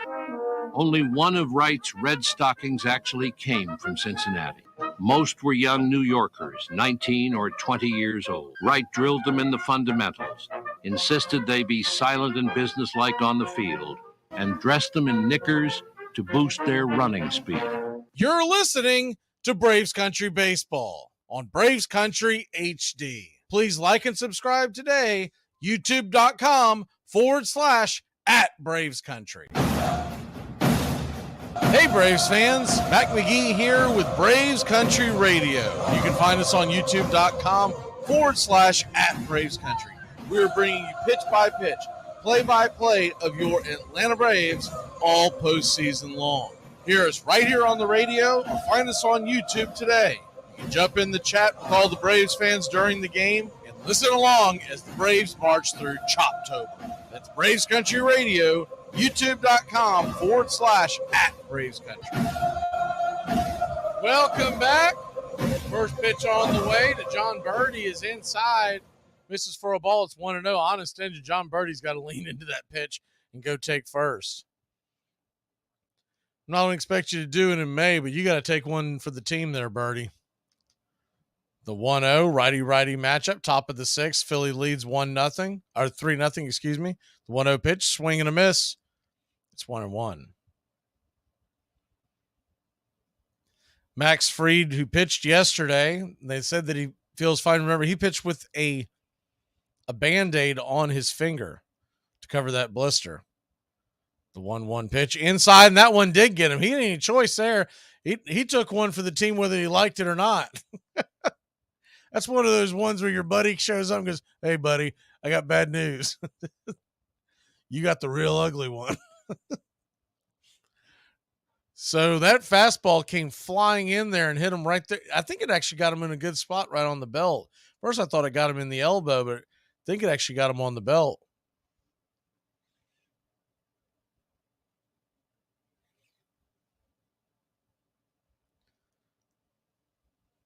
So 1 on, nobody out. Jacob Stallings coming to the plate. You got to figure Philadelphia would get aggressive in this spot as the first pitch on the way. Right there for a strike at the top of the zone. It's 0-1. I know the big picture would be you want to make sure you win the series. When you got a 3-0 lead in the 6th, you want to try to close this out on a light-hitting Marlins team, as Alvarado is starting now to get warm. You got to figure they're going to deploy all their arms. The 0-1 pitch, right there for a strike. It's 0-2. And conversely, if I'm the Marlins with that, when that took place right there, I would have seriously considered pinch hitting for Stallings and sitting him down. I mean, he's one of the lighter hitting catchers in the league. He's had a few home runs, but it's batting 191. The 0-2 pitch.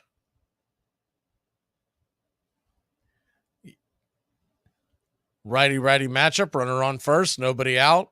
Nola comes set. Lets her fly. Down and away. Good take by Stallings. 1-2.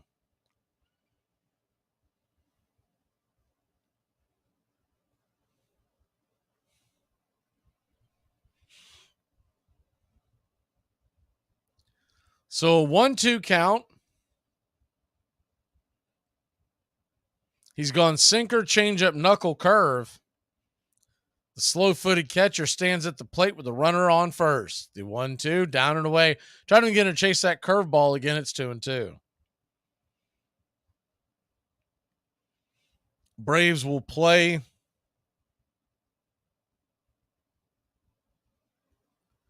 Saturday. They have not given a time yet, but I would think it would be early evening Saturday. The 2-2 pitch swung on, hit hard on the ground. That's going to be an easy 6-4-3 double play. Shoemaker once again not being aggressive as a manager. Opportunity to punch a hole in this lead. And when you got the number 9 hitter, a slow-footed number 9 hitter, and you were gifted a base runner, I'm sorry, but you've got to at least try and pinch hit. There is no tomorrow if you don't score at least 3 more runs. So 2 down, and that'll bring the top of the order up, but the bases are clear. And Aaron Nola's pitching well. The first pitch on the way, swung on, hit high, not quite deep enough. The light hitting Arias flies out to right field, and that'll end the inning. So after the double play, it's essentially 3 up, 3 down. We will be back in a flash, bottom of the 6th here in Philadelphia. Sit short. I'm not playing your stupid game.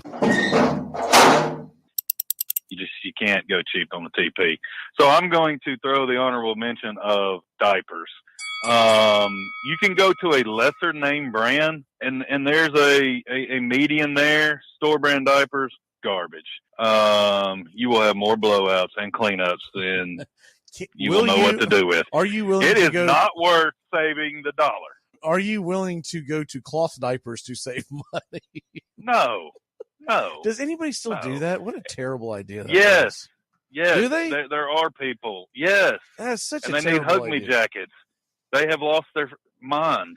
I There's mean, no way I would process that thing through my washing why would I want? and then ever wear anything out of it again. I mean, if someone drizzles on my shoes in the men's room, I'm throwing them out. I don't want a full-blown episode and go, well, we can reuse those. Don't throw them out. Who came up with that idea? Armchair.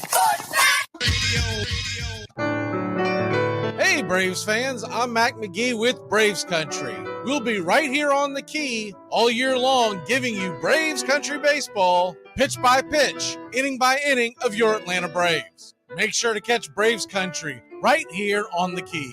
We go live 3 to 5, and we'll keep you up to date on the upcoming schedule for Braves Country. That's Braves Country HD and Braves Country baseball right here on the key. For the first time, to the shock of the baseball community, he paid each player a salary. The highest paid was Harry's brother George, the shortstop, who received a considerable sum of $1,400 a season, 7 times the average working man's wage.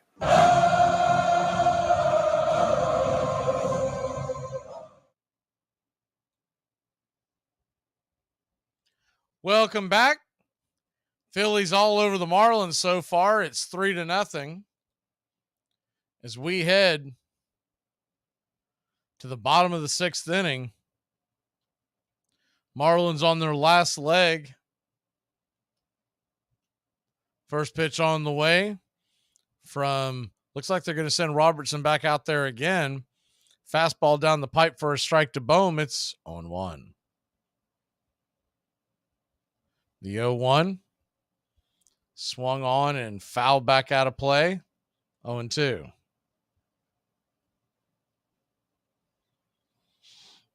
It's about that time to turn back time. We will squeeze these in as we go along. This date in Major League Baseball, October 4th. The 0-2 pitch. Off the plate wide. Slider misses 1-2.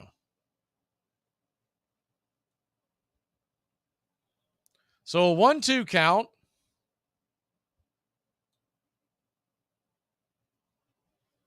Righty-righty matchup. Robertson fires and deals, swinging. That ball is roasted into left field. That's going to get down and up against the wall. Bohm will easily cruise into second.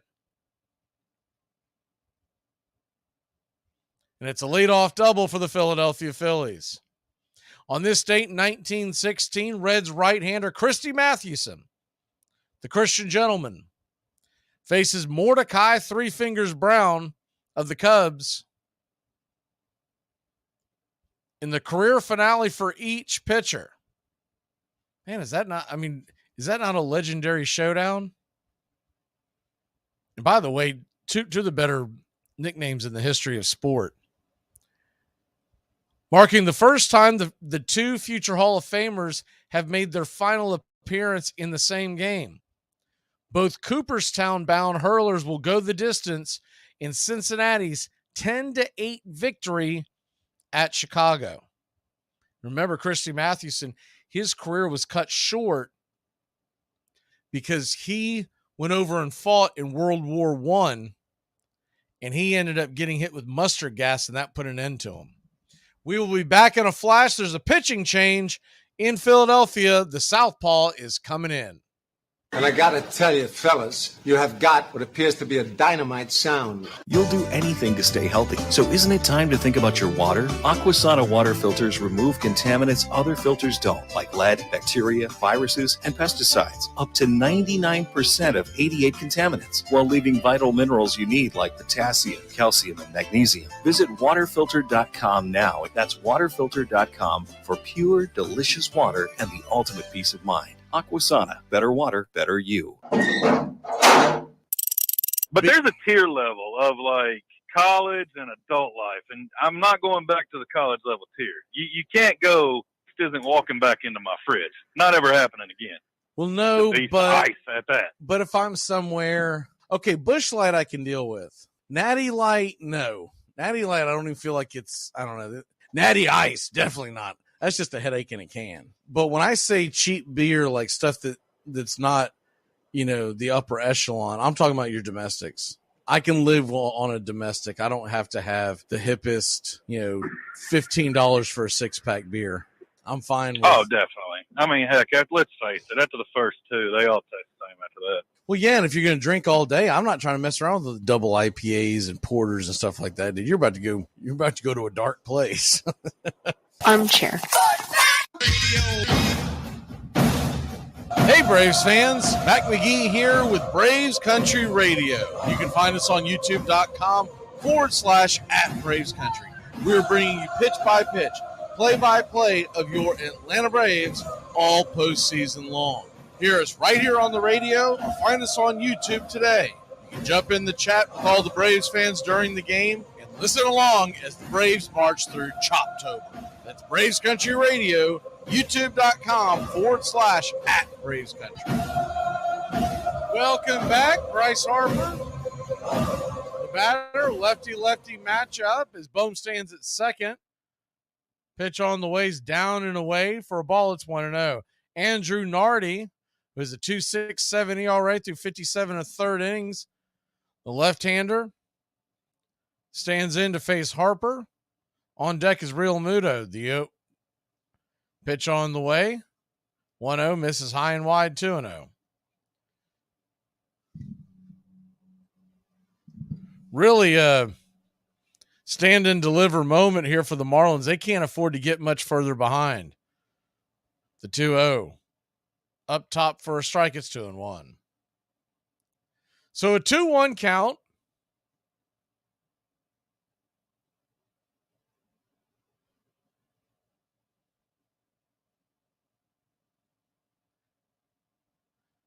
Lefty-lefty matchup. Pitch up high, misses. Ball 3-3-1. Milwaukee, by the way, they are threatening in the bottom of the sixth. They have the bases loaded and 1 out. We'll keep you up to date on what's going on there. The 3-1 pitch on the way. Up top, misses, ball 4. So Nardi comes in and instantly walks the first batter he faces. And now what you don't want is the lefty-righty matchup. Real Muta, who's already hit a home run, is standing in. He's 2 for 2 with a double and a solo shot.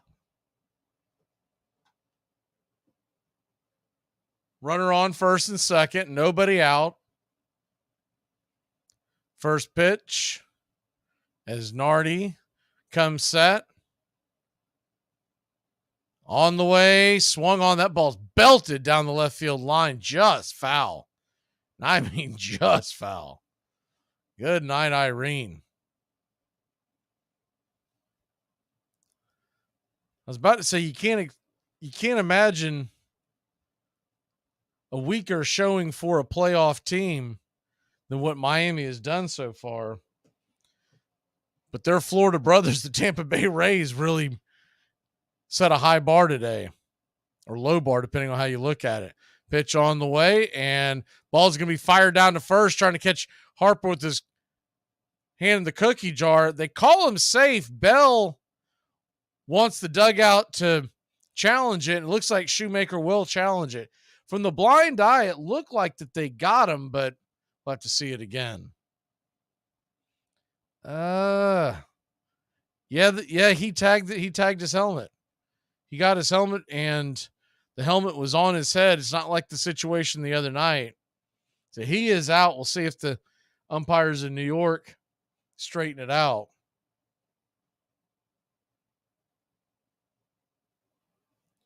You look at the replay, he tagged the top of his helmet, and I think that's why the umpire at first base didn't call it originally.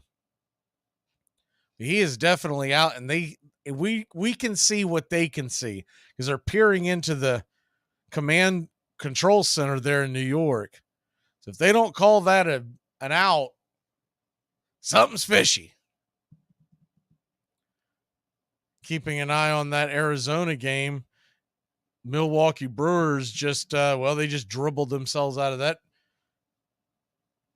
inning. So they are trailing 5-2, and that game is heading to the 7th, I believe.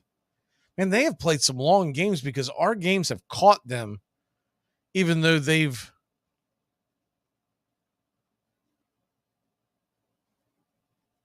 each time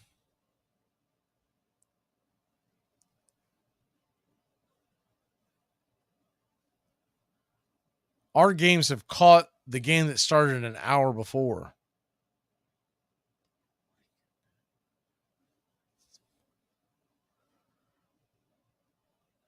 So Miami is challenging. If you're just joining us, call on the field is safe, but it looked like they got Harper on the helmet. Actually, we know they did. We'll just see if they get it right. They're calling him safe, and that is a terrible call.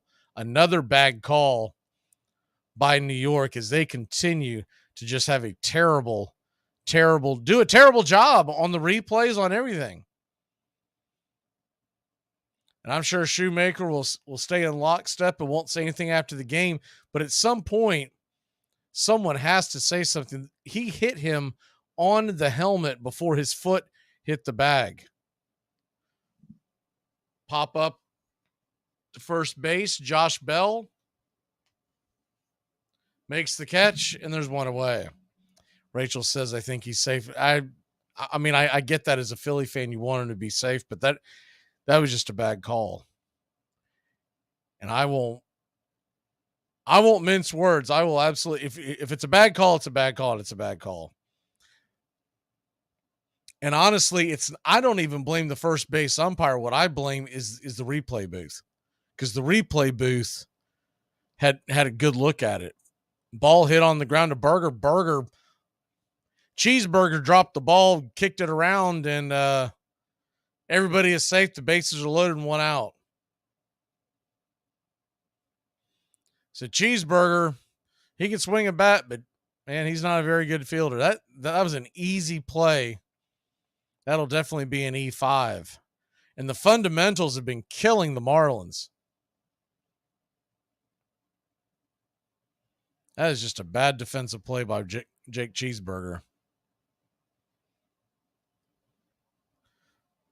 Mistakes happen, but they become magnified when there's just been so many critical errors made by the Marlins these last 2 nights. And it's got to drive fans nuts. You follow a team all year long, and they fight like hell to get into the playoffs, and then they just don't show up. So bases are loaded, 1 out. There's a powwow at the mound, talking to Nardi, trying to calm him down. Lefty-lefty matchup.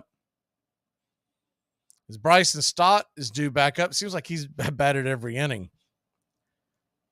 Lefty-lefty matchup. Pitch on the way. He blasts that one. And good night, Fish. A grand slam at 7-0 Philadelphia. And the Marlins Marlin. Wow. He absolutely clubbed that ball into the night.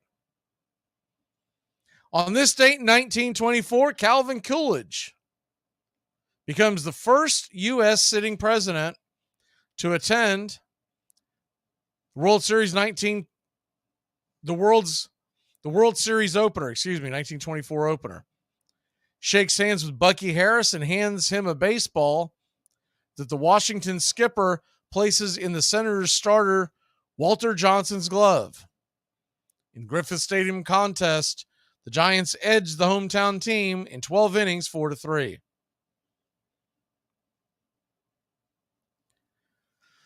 So Stott puts one into the night.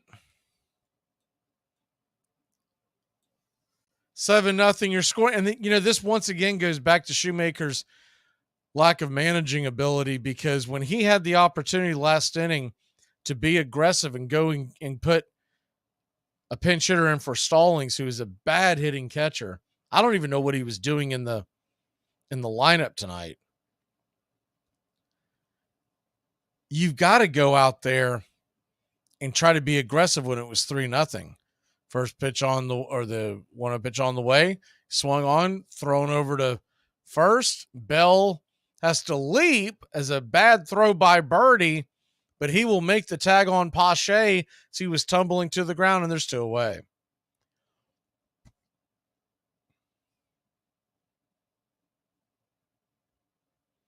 On this date, 1955, this is a big one. After more than a half century of futility, the Brooklyn Dodgers win the World Championship thanks to Johnny Padres' 2-0 shutout of the Yankees in the Bronx. The turning point of the historic contest proves to be an outstanding catch by defensive replacement Sandy Amaras in the 6th inning that robs Yogi Berra of extra base hits with 2 on, resulting in a rally-robbing double play. And that's your turn back time for this date, 1955. Man, that home run by Stott was a no-doubter for those that are listening on radio. I mean, that was a hanger and a banger. Nardi, the Braves have pounded him, and I know that he's got a good ERA, but I was a little shocked to see him come in that situation because he doesn't have overpowering stuff. Pitch on the way, swing and a miss, strike 3, and that'll end the inning, but not before the Marlins spit the bit. It's 7-0 Miami. We'll be back to see if they can climb back in it. You couldn't figure out the World's theory for yourself? It's just common sense. Anybody knows you gotta keep your worlds apart. I'm going to go, and I guess to hone it in, I was going to say chemicals, but cleaning supplies. Okay, yeah, I like it. You can go cheap on them. You can buy store brand.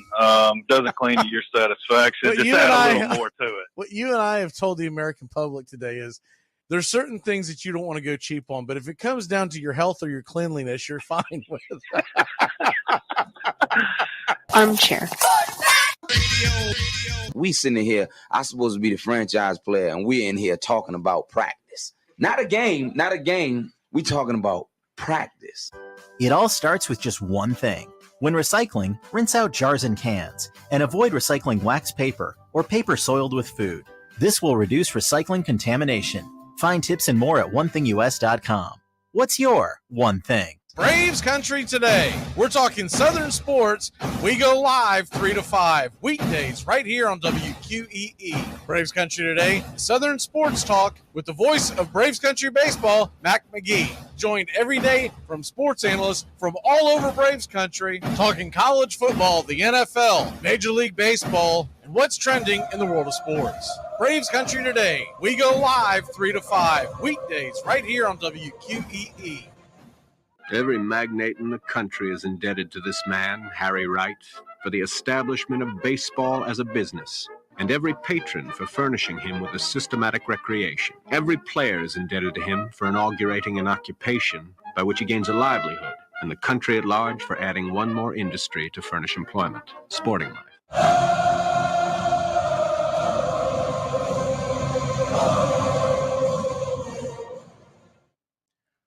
Welcome back.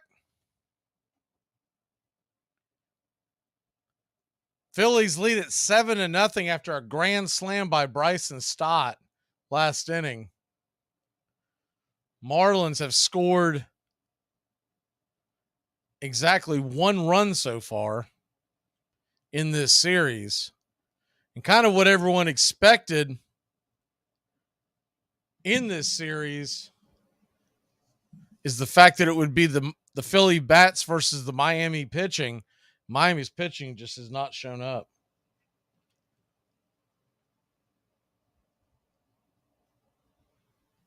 First pitch from Nola is down and away for a ball. It's 1-0.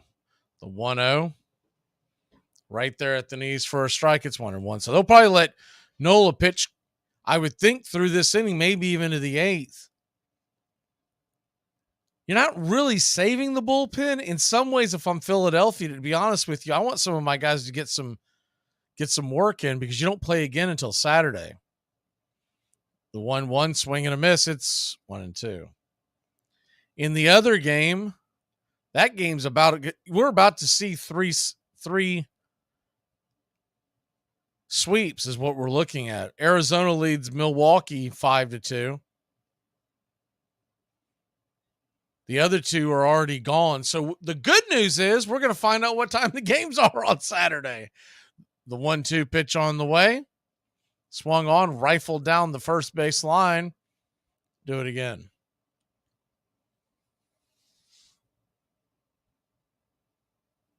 We may even get, in fact, there's a very good chance we're going to get the times released as soon as the Arizona game is over because all they would be waiting on is this series, and that wouldn't make a big difference. The 1-2 pitch swung on, lifted into left field. That'll get down for a base hit. And a leadoff single by Jorge Soler, who really has done nothing in this series. You think about what he did in 2021 as the World Series MVP. He's been very quiet in this series. So Stott, as opposed to a bat flip, he did a bat slam. He slammed the bat down. I've seen a few guys do this year. I am waiting for the day they're going to slam that thing down right into their ankle. First pitch on the way to Josh Bell, who had a very good night last night. He's 0 for 2 tonight. Down and away for a ball. It's 1-0.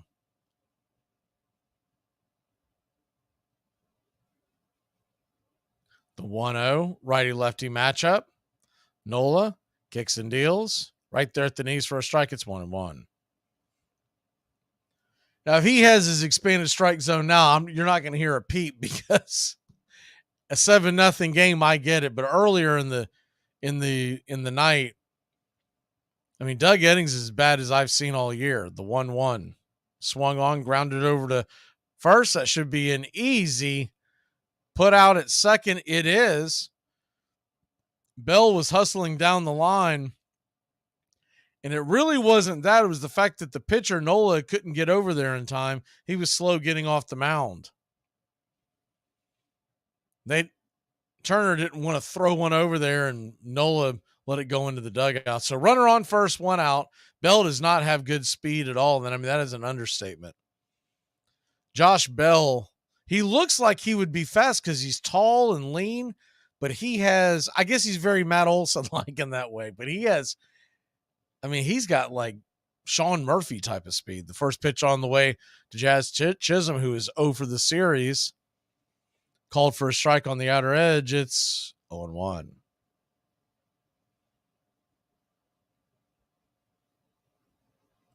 The 0-1 righty-lefty matchup. On the way from Nola, off the plate wide, calls out a ball, 1-1.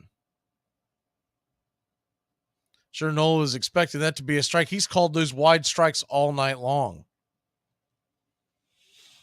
Chisholm has already struck out once. 0 for 6 in the series with 3 Ks. The 1-1 swing and a miss blew it right by him. 1-2. Always thought it was an odd choice for MLB The Show to pick Jazz Chisholm as the poster child for their video game. He's a fun interview, but other than that, he's a very average player at best. He may develop into a much better player, but where he's at in his career, very odd. The 1-2. Correct me if I'm wrong, but I don't believe Acuna's ever been on the cover. The 1-2 pitch in the dirt, 2-2. But even if you don't want to pick a Brave, I can think of so many other players that are actually like great baseball players, not average. It's very rare that you put an average player as your poster child. The 2-2. And it's not like he's in a good baseball market either, down and away, 3-2. He's not even the best choice on his own team, but my word, Miami has the worst attendance, has the worst fan support in all of baseball. Barely, but they are behind Tampa Bay and a few other teams. The 3-2 pitch, righty-lefty matchup, kicks and deals, swing and pops it up high in the sky. Drifting back, making the catch, and there's 2 away.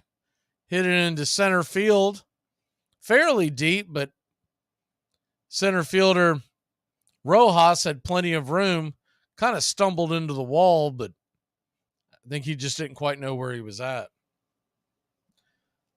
Looks like the Brewers are down to their last out, so that series is about over. Our old friend Josh Donaldson just hit a ball right on the screws, and it was ricocheted off the shortstop, and he stuck with it and got the force out at second. First pitch on the way to Jake Berger's a swing and a miss strike. Good night, Irene. It's 0-1. He was nowhere near that curveball, that thing. The 0-1. If I'm Nola, I'm throwing that pitch again. The 0-1 pitch. Swung on, hit hard down the third base line. Looked like a sinker. It's 0-2. So Nola, who's still only at 86 pitches, in theory, you could have him go back out there. But like I said, I would think Philadelphia would want to get some work in for their pitchers. You don't want them to go an entire week without any work whatsoever. The 0-2 pitch on the way. Down and away, 1-2. So a 1-2 count. It'll be Arizona versus the Dodgers. They're just 1 strike away from closing out the Brew Crew. And you would think that'll be a late start Saturday night. The 1-2 pitch swung on, grounded over to third. It'll be a 5-4 put out, and that'll end the inning. Marlins put one on, but not much else. We'll be back in a flash here on Braves Country. The 7th inning stretch on the way.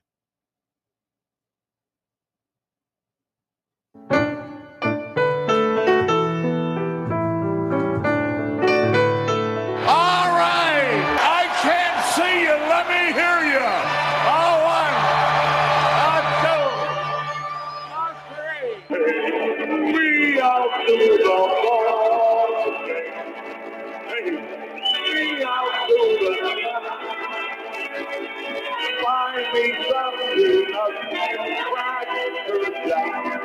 I don't care if I ever get back over you. Root for It's a shame, for it's 1, 2, 3, stretch around and be home again. Take me out to the ball game. Take me out with the crowd.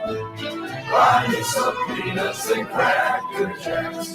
I don't care if I ever get back. Let me through.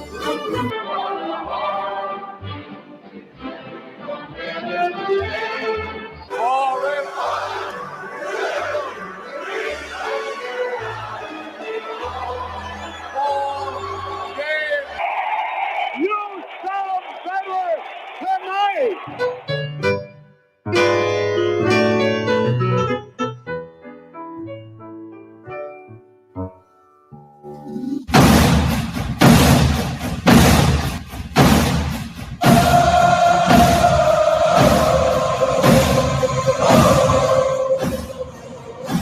Well, the season's finally here. The Armchair Quarterbacks are back. Saturdays, 10 a.m., you'll be tailgating with the Armchair Quarterbacks. Matt Magee, Joey and Tones, and the rest of the Armchair Quarterbacks live, 10 a.m., Saturdays this fall. Talking college football, SEC, ACC, Big Ten, the NFL, fantasy football advice, and our picks against the spread. Right here on Braves Country HD, 99.1 FM, WQEE. Yeah, the Armchair Quarterback. Hey Braves fans, Mac McGee here with Braves Country Radio. You can find us on youtube.com/@Braves Country. We're bringing you pitch by pitch, play by play of your Atlanta Braves all postseason long. Hear us right here on the radio or find us on YouTube today. You can jump in the chat with all the Braves fans during the game and listen along as the Braves march through Choptober. That's Braves Country Radio, youtube.com/@Braves Country.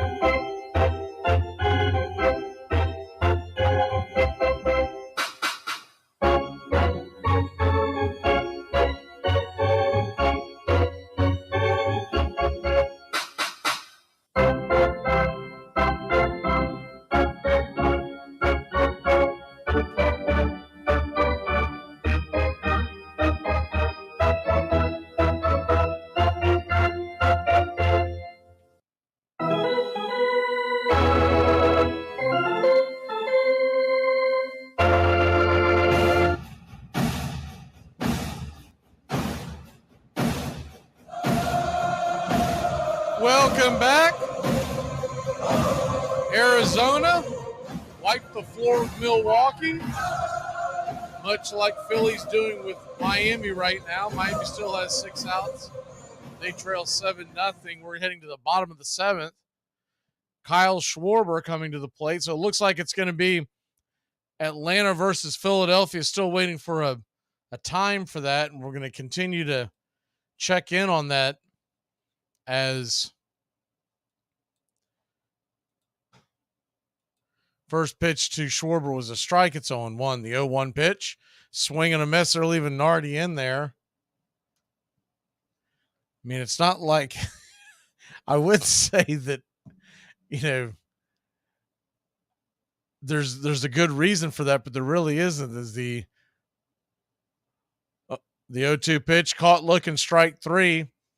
Nardi will get the first out here. We'll see if they stick with him. But you're not really saving the rest of the bullpen for anything except next spring if you don't do anything. They will take Nardi out, so they just brought him back in to face the left-hander. We'll stick here with you because I want to see if we've gotten any news on anything as they're going to bring the right-hander in to face Trey Turner.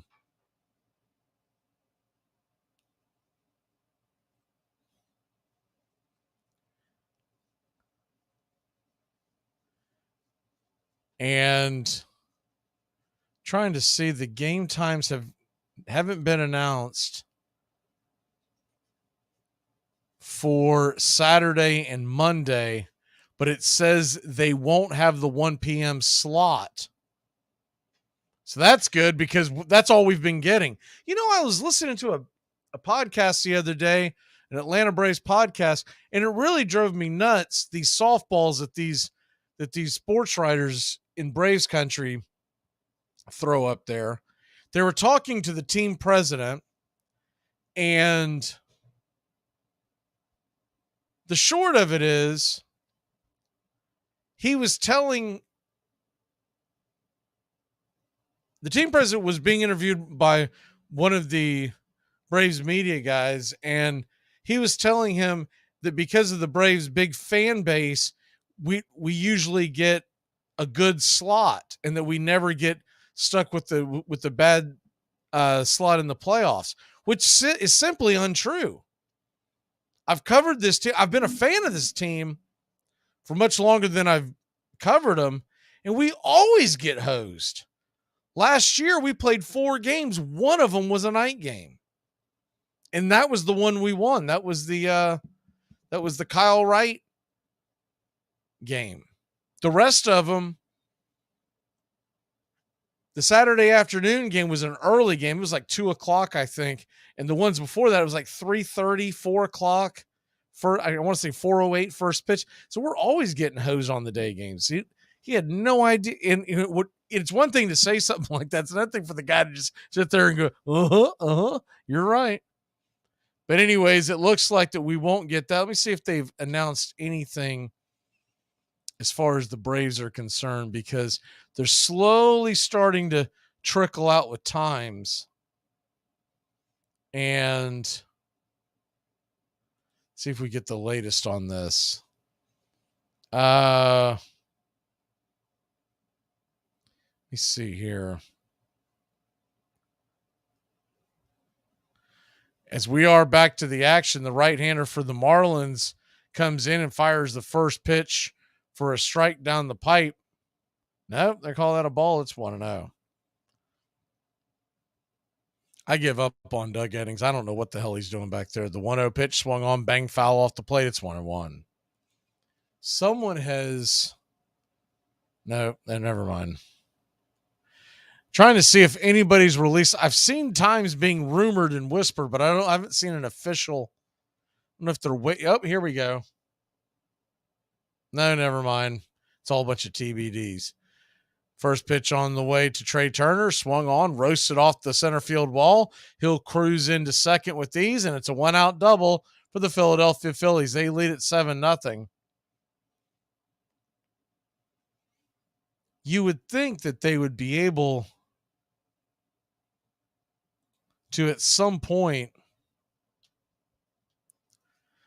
especially as far along as we are, I would think we're going to get an announcement fairly shortly, because first of all, not much of a chance the Marlins come back, but second of all, even if they do,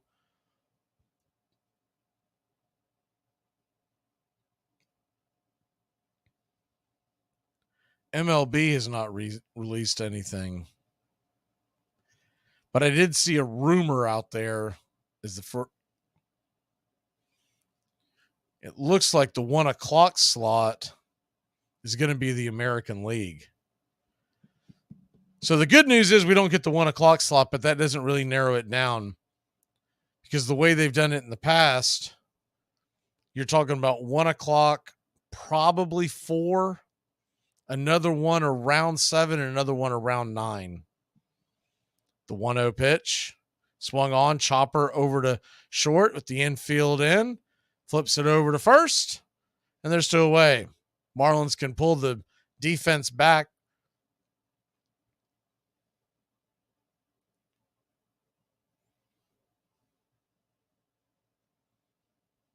You would think with Philadelphia, Atlanta, that's what we would get, because if you just look at logically from the television standpoint, Minnesota versus Houston does not really bring in the big market. So I would tend to think that's going to be the early game. Then the question would be, Do they want Dallas versus Baltimore or Atlanta versus Philadelphia? And you could make the argument both ways.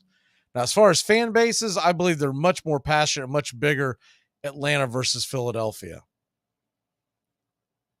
But some of that comes down to because the NLCS and ALCS, they take turns on time slots, so it comes down to who gets the pick of the litter. So I would tend to think we'll be somewhere around either 7 or maybe a 4 or 5 o'clock start. I'm hoping for the night game because we played much better night games. As the first pitch to Real Muto swung on, foul back out of play. It's 0-1. They intentionally walked Bryce Harper. Runners on the corners, 2 outs. Marlins trail 7-0. Chargeau fires the 0-1 pitch, swung on, lifted high in the sky. Should be playable. Making the catch is De La Cruz, and that'll end the inning. The Miami Marlins have 6 outs, or they're heading to the golf course. We'll be back in a flash. Isn't that just like a wop? Brings a knife to a gunfight. We live in a world now that welcomes and nurtures the screwball in all of us. Hey, time to get a little nutty. Treat yourself to Screwball Peanut Butter Whiskey, a smooth flavor that combines 2 of America's favorites, peanut butter and American whiskey. So no more social awkwardness. Time to embrace who you truly are. Get out there and make friends. And be sure it starts with Screwball Peanut Butter Whiskey. It's available nearly everywhere. Learn more at screwballwhiskey.com. Please enjoy responsibly. Cause he's the armchair quarterback. He's full of beer and he's full of snacks. He's the all-American man. My number 3 that I can't go cheap on, cereal. Oh, yeah. There's a couple of kinds that you can do, but if you're talking about, like, don't ever try to do the generic Frosted Flakes. Yeah. Oh, it's like soggy before you even pour the milk on it. It's before you even open the bag. It's soggy. You're like, how'd that happen? It came with its own liquid. Armchair.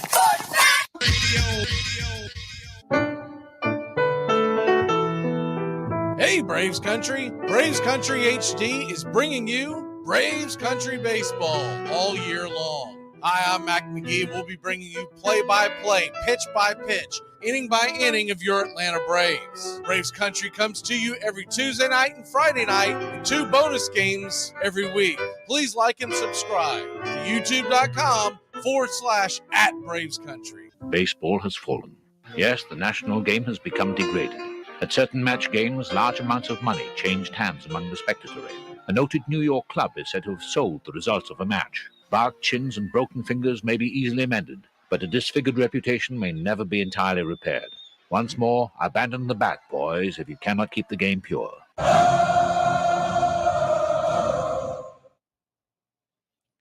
Welcome back.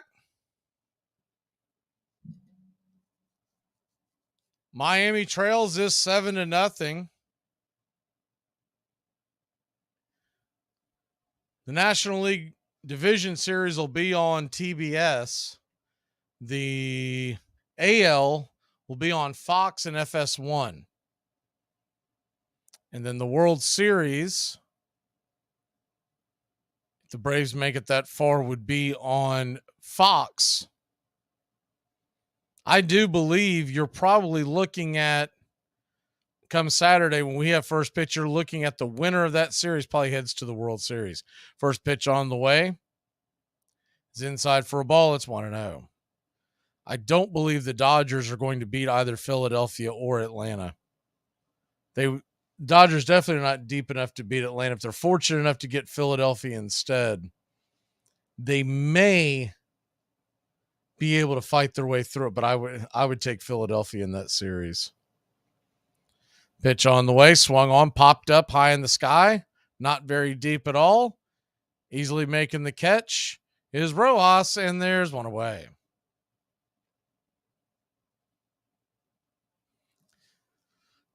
So 1 down. Orion Kirkering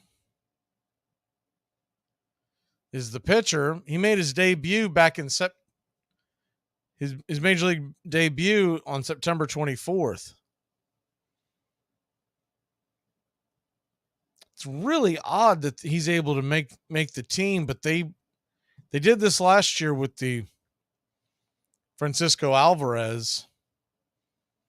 It's the first pitch on the way to Sanchez is taken for a strike. It's 0-1. Mets did this with Alvarez where they just put in an appeal and they allowed him on the roster.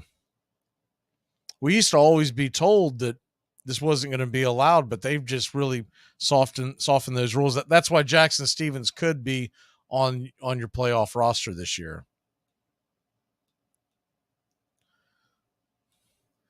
Pitch on the way, swing and a miss, and there's 2 away.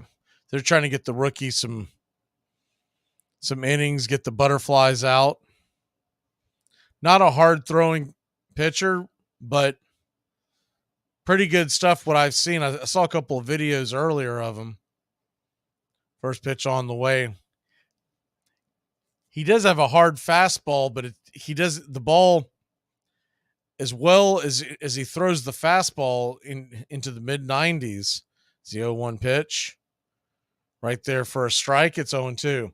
His soft stuff can tend to hang. So I don't know if this is someone they would use in a big spot, but maybe, they've been really battered in the Philly bullpen. The 0-2 pitch. Orion comes set. Righty-righty matchup. Birdie swung on, pops it up. Another easy playable play, and that'll end the inning. So the Philadelphia Phillies are 3 defensive outs away from heading to Atlanta to take on the Braves. We'll be back to wrap it up. Philly grabs the bats one more time. Frazier, wait a minute. Do you think you can get me a tape of the show? What on earth for? Well, how often do you get to hear your son on the radio? I'm on the radio every day! Cause he's the armchair quarterback. He's full of beer and he's full of snacks. It could be like a government conspiracy, but it also could be something like, Bigfoot. What's your number one? We never went to the moon. I don't believe it. I think it's a hoax. All right. They filmed it in a studio. Why didn't we ever go back? All right, the crazies is coming out in us today. I'll see that and I'll raise you Area 51. I think there's little Martians and everything running around out there, and I think we're hiding something. We're hiding something out there. There's too many accounts of too many things that go wrong, and don't keep on telling me that it was a balloon that went by.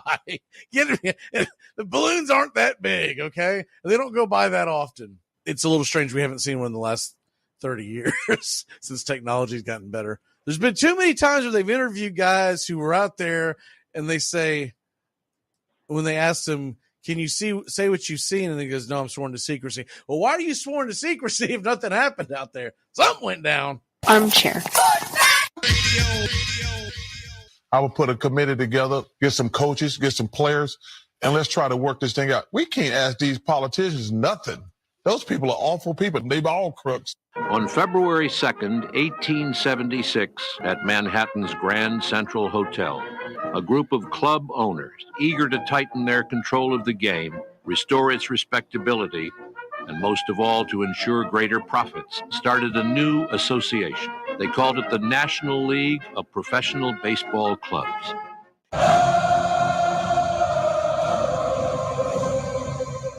Welcome back.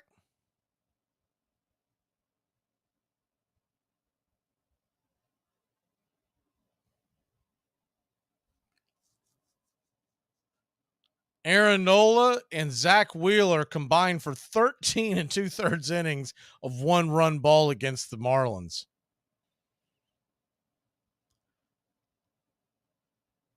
We'll head to the bottom of the 8th inning. Nick Castellanos leads us off. First pitch on the way from Tanner Scott is up top. Misses high. It's 1-0.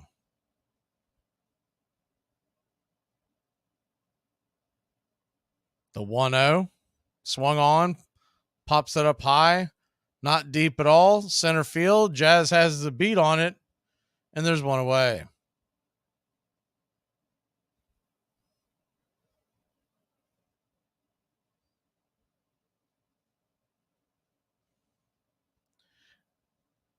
And for folks who don't necessarily follow the Philadelphia Phillies, Aaron Nola spinning a gem like this is out of the ordinary for him. He has been not good this year. So it just tells you how bad the bad approaches Miami has had. The way it plays out is the first pitch on the way. It's right there for a strike, 99 miles an hour. It's 0-1. Plays out pretty well for Philadelphia. They'll have Zach Wheeler in game 2 and Nola most likely in game 3 back in Philadelphia. Game 2 in Atlanta would be Wheeler, and I would think it'll be Ranger Suarez in game number 1 versus Spencer Strider. The 0-1 misses outside wide, 1-1. Lefty-lefty matchup. The 1-1, swing and a miss, it's 1-2.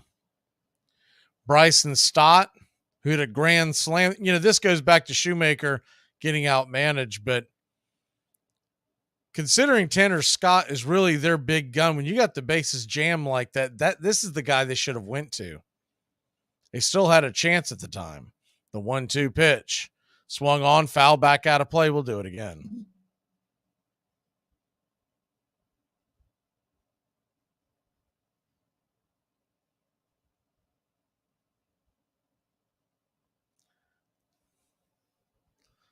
So 1-2 count. Lefty-lefty matchup. Pitch on the way. Swing and a miss. Strike 3. 99 miles an hour. Miami could have used that way back when there was bases all over the guys all over the bases, ducks all over the pond. Instead, they get it a few innings later with the game essentially out of reach. It'll take an absolute miracle for the Marlins to bring this one back in the 9th. But the great thing about baseball, as opposed to any other sport, you can't run out the clock. You got to throw the ball over the plate and give the man his chance. First pitch on the way to Pache is right there for a strike at the top of the zone. It's 0-1.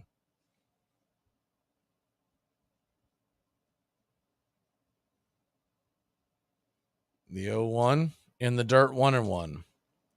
I wouldn't be too concerned. I wouldn't be as concerned. I understand why Braves fans are worried about playing the Phillies because of last year, but let's be honest, that team had hit an absolute wall. This is not the same team. The 1-1 swung on, banged on the ground, over to second. Should be easy play. It is. 4-3 put out. Pache busted it down the line, but he's out by about a step and a half. That'll end the inning. 3 up, 3 down. Stallings in the top of the order, due up for the Marlins when we come back. To prevent from taking down any future videos, we have decided to no longer shoot any video in which we say or do anything offensive. Here is our latest video. How was school? I had an English test and got an A. That's awesome. Yeah, it is. Good job, son. Thanks, Dad. Oh, have you seen my dress shoes? Where are you going now? I'm going to church. Praise Jesus. Praise him every day. Braves country today. We're talking Southern sports. We go live 3 to 5 weekdays right here on WQEE. Braves country today. Southern sports talk with the voice of Braves country baseball, Mac Magee. Joined every day from sports analysts from all over Braves country, talking college football, the NFL, Major League Baseball, and what's trending in the world of sports. Braves country today. We go live 3 to 5 weekdays right here on WQEE. Your favorite shot? Favorite shot? I don't know. I had it last night. Lots of them. I think it's called the Picklehead, where it's a shot of Jameson with a little bit of pickle juice chaser. And it's the most wonderful and terrible thing I've ever had in my drinking life. Because once you take the shot and then you take the pickle juice, there's no burn. There's absolutely no burn, right? And then you're like, well, shoot, yeah, it's just Kool-Aid at that point. It can lead to very bad things. Trust me. Armchair. It is ridiculous to pay ball players $2,000 a year, especially when the $800 boys often do just as well. William A. Hulbert, a ruthless coal magnate who owned the Chicago White Stockings, became the National League's president. He immediately took steps to revive the reputation of the professional game. Players were forbidden to drink on the field or off. No beer was to be served on the grounds, and no games were to be played on Sunday. Power was to be invested in the owners, not the players. Welcome back. question put up, who played worse in the playoffs, the Marlins or Rays? My answer is yes. They were both terrible. You're really splitting hairs. It's funny because I had a thread going with a buddy before the game, and he's a Marlins fan, and he made the comment after the Rays got knocked out that the Marlins couldn't play any worse than Tampa Bay. And then, of course, I tagged him in during one of our breaks and said, well, this didn't age well. And he was spinning and shucking and jiving and saying, oh, well, the Marlins aren't that good and the Rays are. And any way you look at it, they both played terribly. First pitch to Xavier Edwards, who gets the pinch hitting role, is swung on. That ball is ripped up the middle for a base hit. And the base hit, the pinch hitter that they could have used way back when we mentioned it for Jacob Stallings, comes on for a leadoff single. So if nothing else, Xavier Edwards gets himself a playoff appearance. He gets himself a playoff base hit. But this is something they could have used when they were threatening a few innings ago when it was 3-0 and a runner on and nobody out. First pitch on the way to Arias is off the plate, called for a strike. It's 0-1. If you're just joining us, that's been the name of the game tonight. Doug Eddings has actually called a worse game.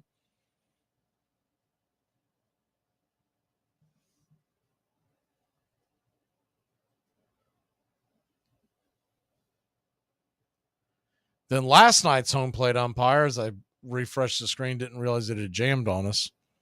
The 0-2 pitch. Swung on, chopped high over to first.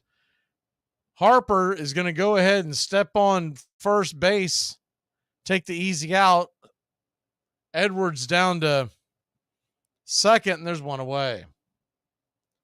If that was a tighter part of the game, he might have let that ball go foul, but you got a 7-run lead, you're going to grab that out quickly. So Jorge Soler will come to the plate. First pitch on the way to Jorge. Swing and a miss. It's 0-1. The left-handed Soto is on the mound for the Phillies. The 0-1, runner on second, one out. Pitch on the way. Swing and a miss. It's 0-2.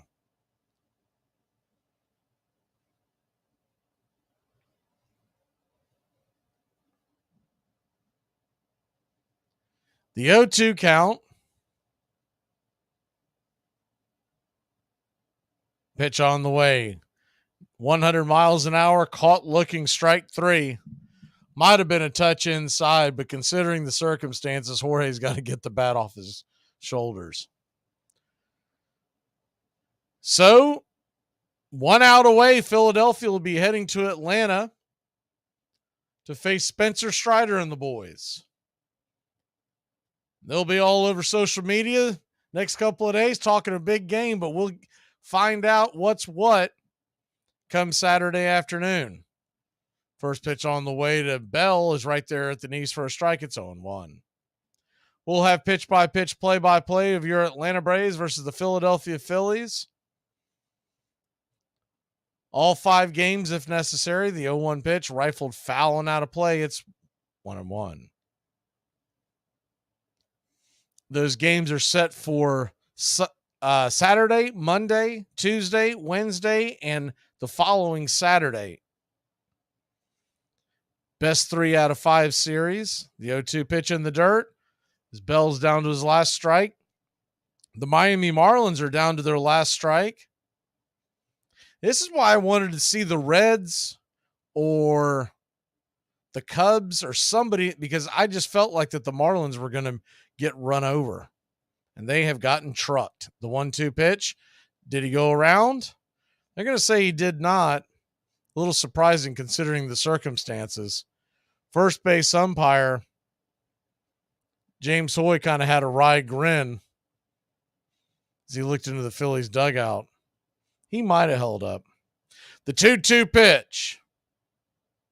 Soto looks in, lets her go. Swing, and that ball is just dribbled into left field. That'll score a run. So the Marlins find a way not to get shut out. It's 7-1.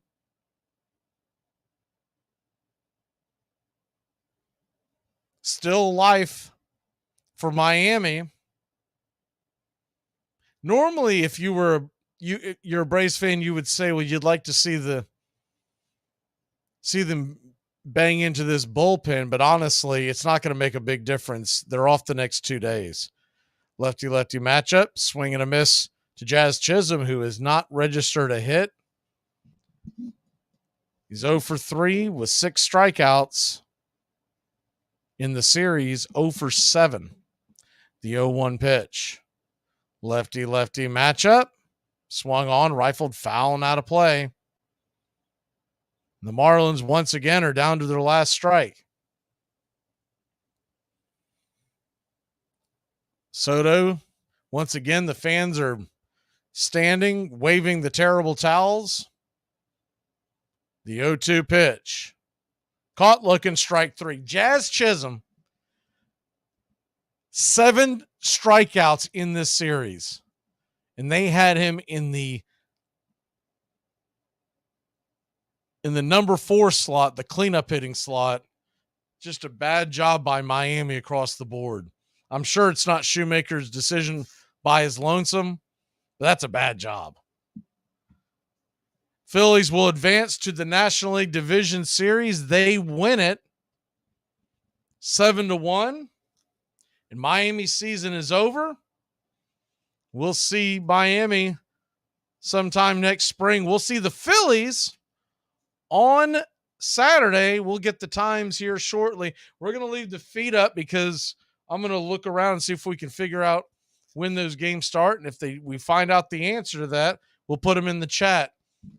So we'll leave the feed up here for the next few minutes and see if we can wrangle that up. If not, we'll see you tomorrow on Braves Country today, 4 o'clock right here on Braves Country Radio here on YouTube.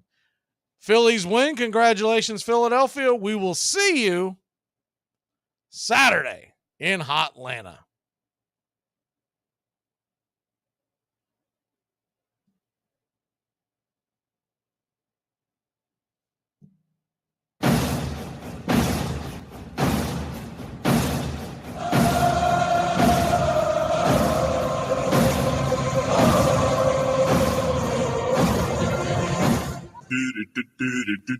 Goodbye, sweetheart. Well, it's time to go.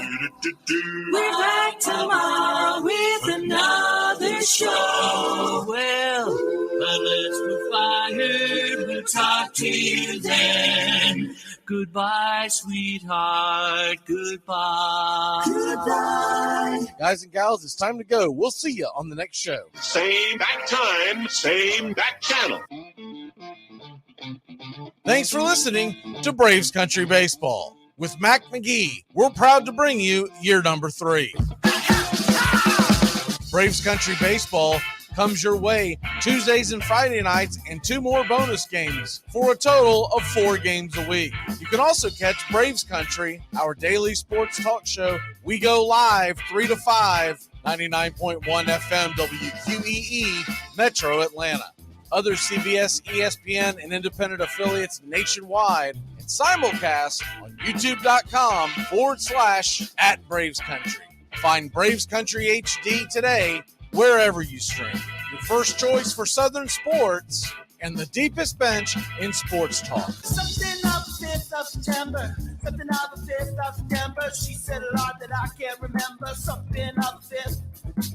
Can I get another cigarette, please? Can I get another cigarette, please? Yeah, I know I live to regret it. Just give me another cigarette, please. Can I get another cigarette, please?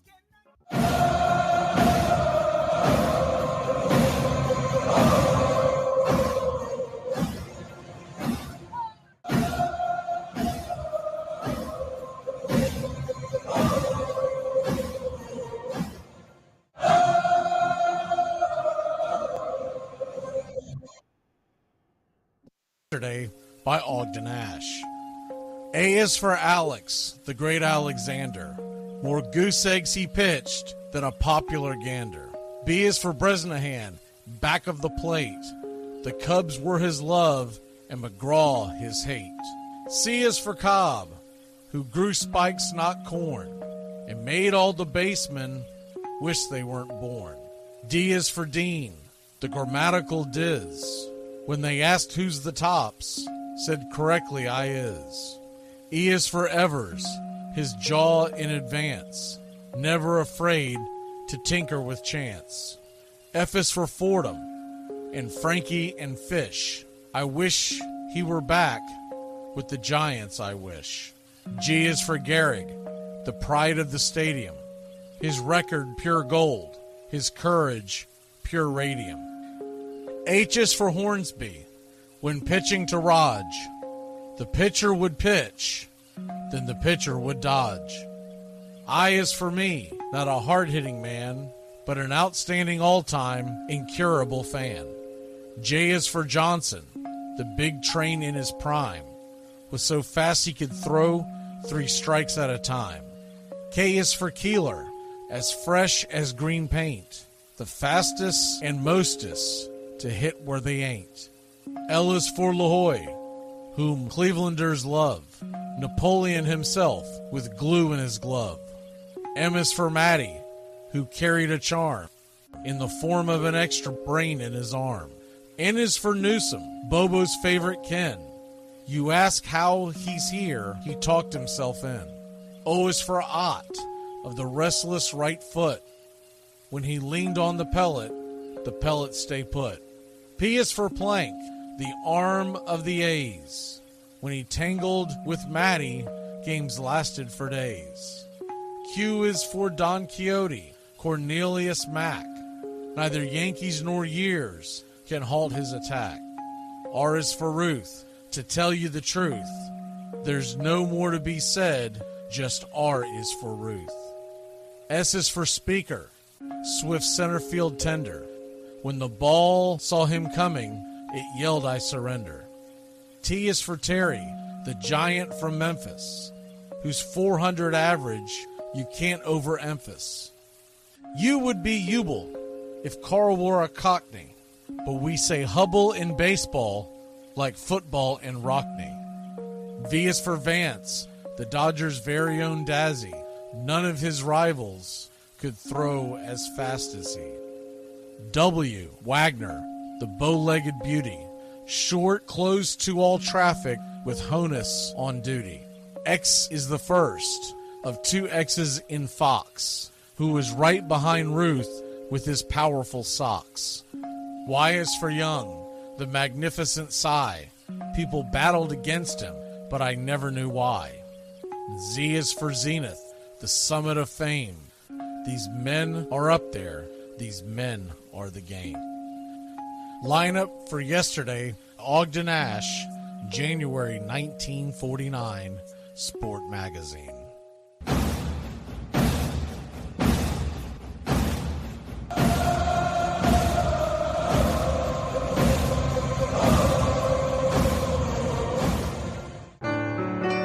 Hey Braves fans, I'm Mac McGee with Braves Country. We'll be right here on the key all year long giving you Braves Country baseball, pitch by pitch, inning by inning of your Atlanta Braves. Make sure to catch Braves Country right here on the key. We go live 3 to 5, and we'll keep you up to date on the upcoming schedule for Braves Country. That's Braves Country HD and Braves Country baseball right here on the key.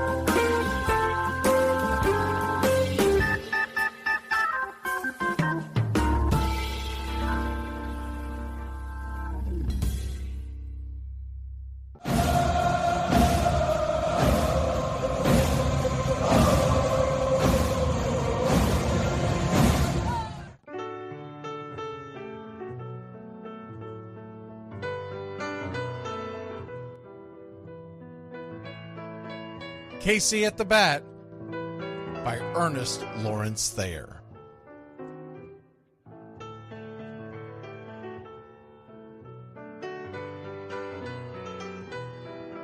The outlook wasn't brilliant for the Mudville Nine that day.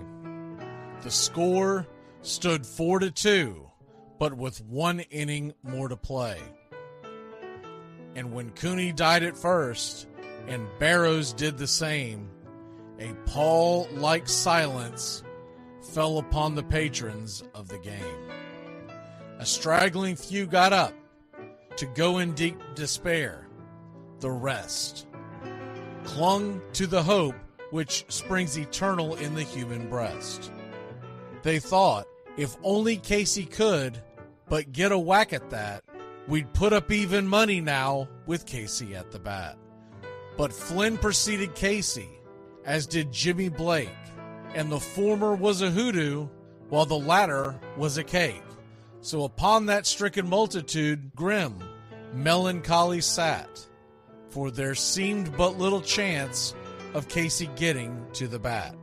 But Flynn let drive a single, to the wonderment of all, and Blake, the much despised, tore the cover off the ball. And when the dust had lifted, and men saw what had occurred, there was Jimmy safe at second, and Flynn a hugging third. Then from 5,000 throats and more rose a lusty yell. It rumbled through the valley, it rattled in the dell. It pounded on the mountain and recoiled upon the flat, for Casey, mighty Casey, was advancing to the bat. There was ease in Casey's manner as he stepped into his place. There was pride in Casey's bearing, and a smile lit Casey's face. And when responding to the cheers, he lightly doffed his hat. No stranger in the crowd could doubt 'twas Casey at the bat. 10,000 eyes were on him as he rubbed his hands with dirt. 5,000 tongues applauded when he wiped them on his shirt. Then while the writhing pitcher ground the ball into his hip, defiance flashed in Casey's eye, a sneer curled Casey's lip. And now the leather-covered sphere came hurtling through the air, and Casey stood a-watching it in a haughty grandeur there. Closed by the sturdy batsman, the ball unheeded sped. That ain't my style, said Casey. Strike one, the umpire said. From the benches black with people, there went up a muffled roar, like the beating of a storm waves on a stern and distant shore. Kill him! Kill the umpire! Shouted someone on the stand, and it's likely they'd have killed him had not Casey raised his hand. With a smile of Christian charity, great Casey's visage shone. He stilled the rising tumult, he bade the game go on. He signaled to the pitcher, and once more the dun sphere flew. But Casey ignored it, and the umpire said, Strike two! Fraud! Cried the maddened thousands, and echoed answered fraud. But one scornful look from Casey, and the audience was awed. They saw his face grow stern and cold. They saw his muscles strain. And they knew that Casey wouldn't let that ball go by again. The sneer is from Casey's lip. His teeth are clenched in hate. He pounds with cruel violence his bat upon the plate. And now the pitcher holds the ball, and now he lets it go. And now the air is shattered by the force of Casey's blow. Oh, somewhere in the favored land, the sun is shining bright. The band is playing somewhere, and somewhere hearts are light. And somewhere men are laughing, and somewhere children shout. But there is no joy in Mudville. Mighty Casey has struck out. Casey at the Bat, Ernest Lawrence Thayer, published June 3rd, 1888. San Francisco Examiner.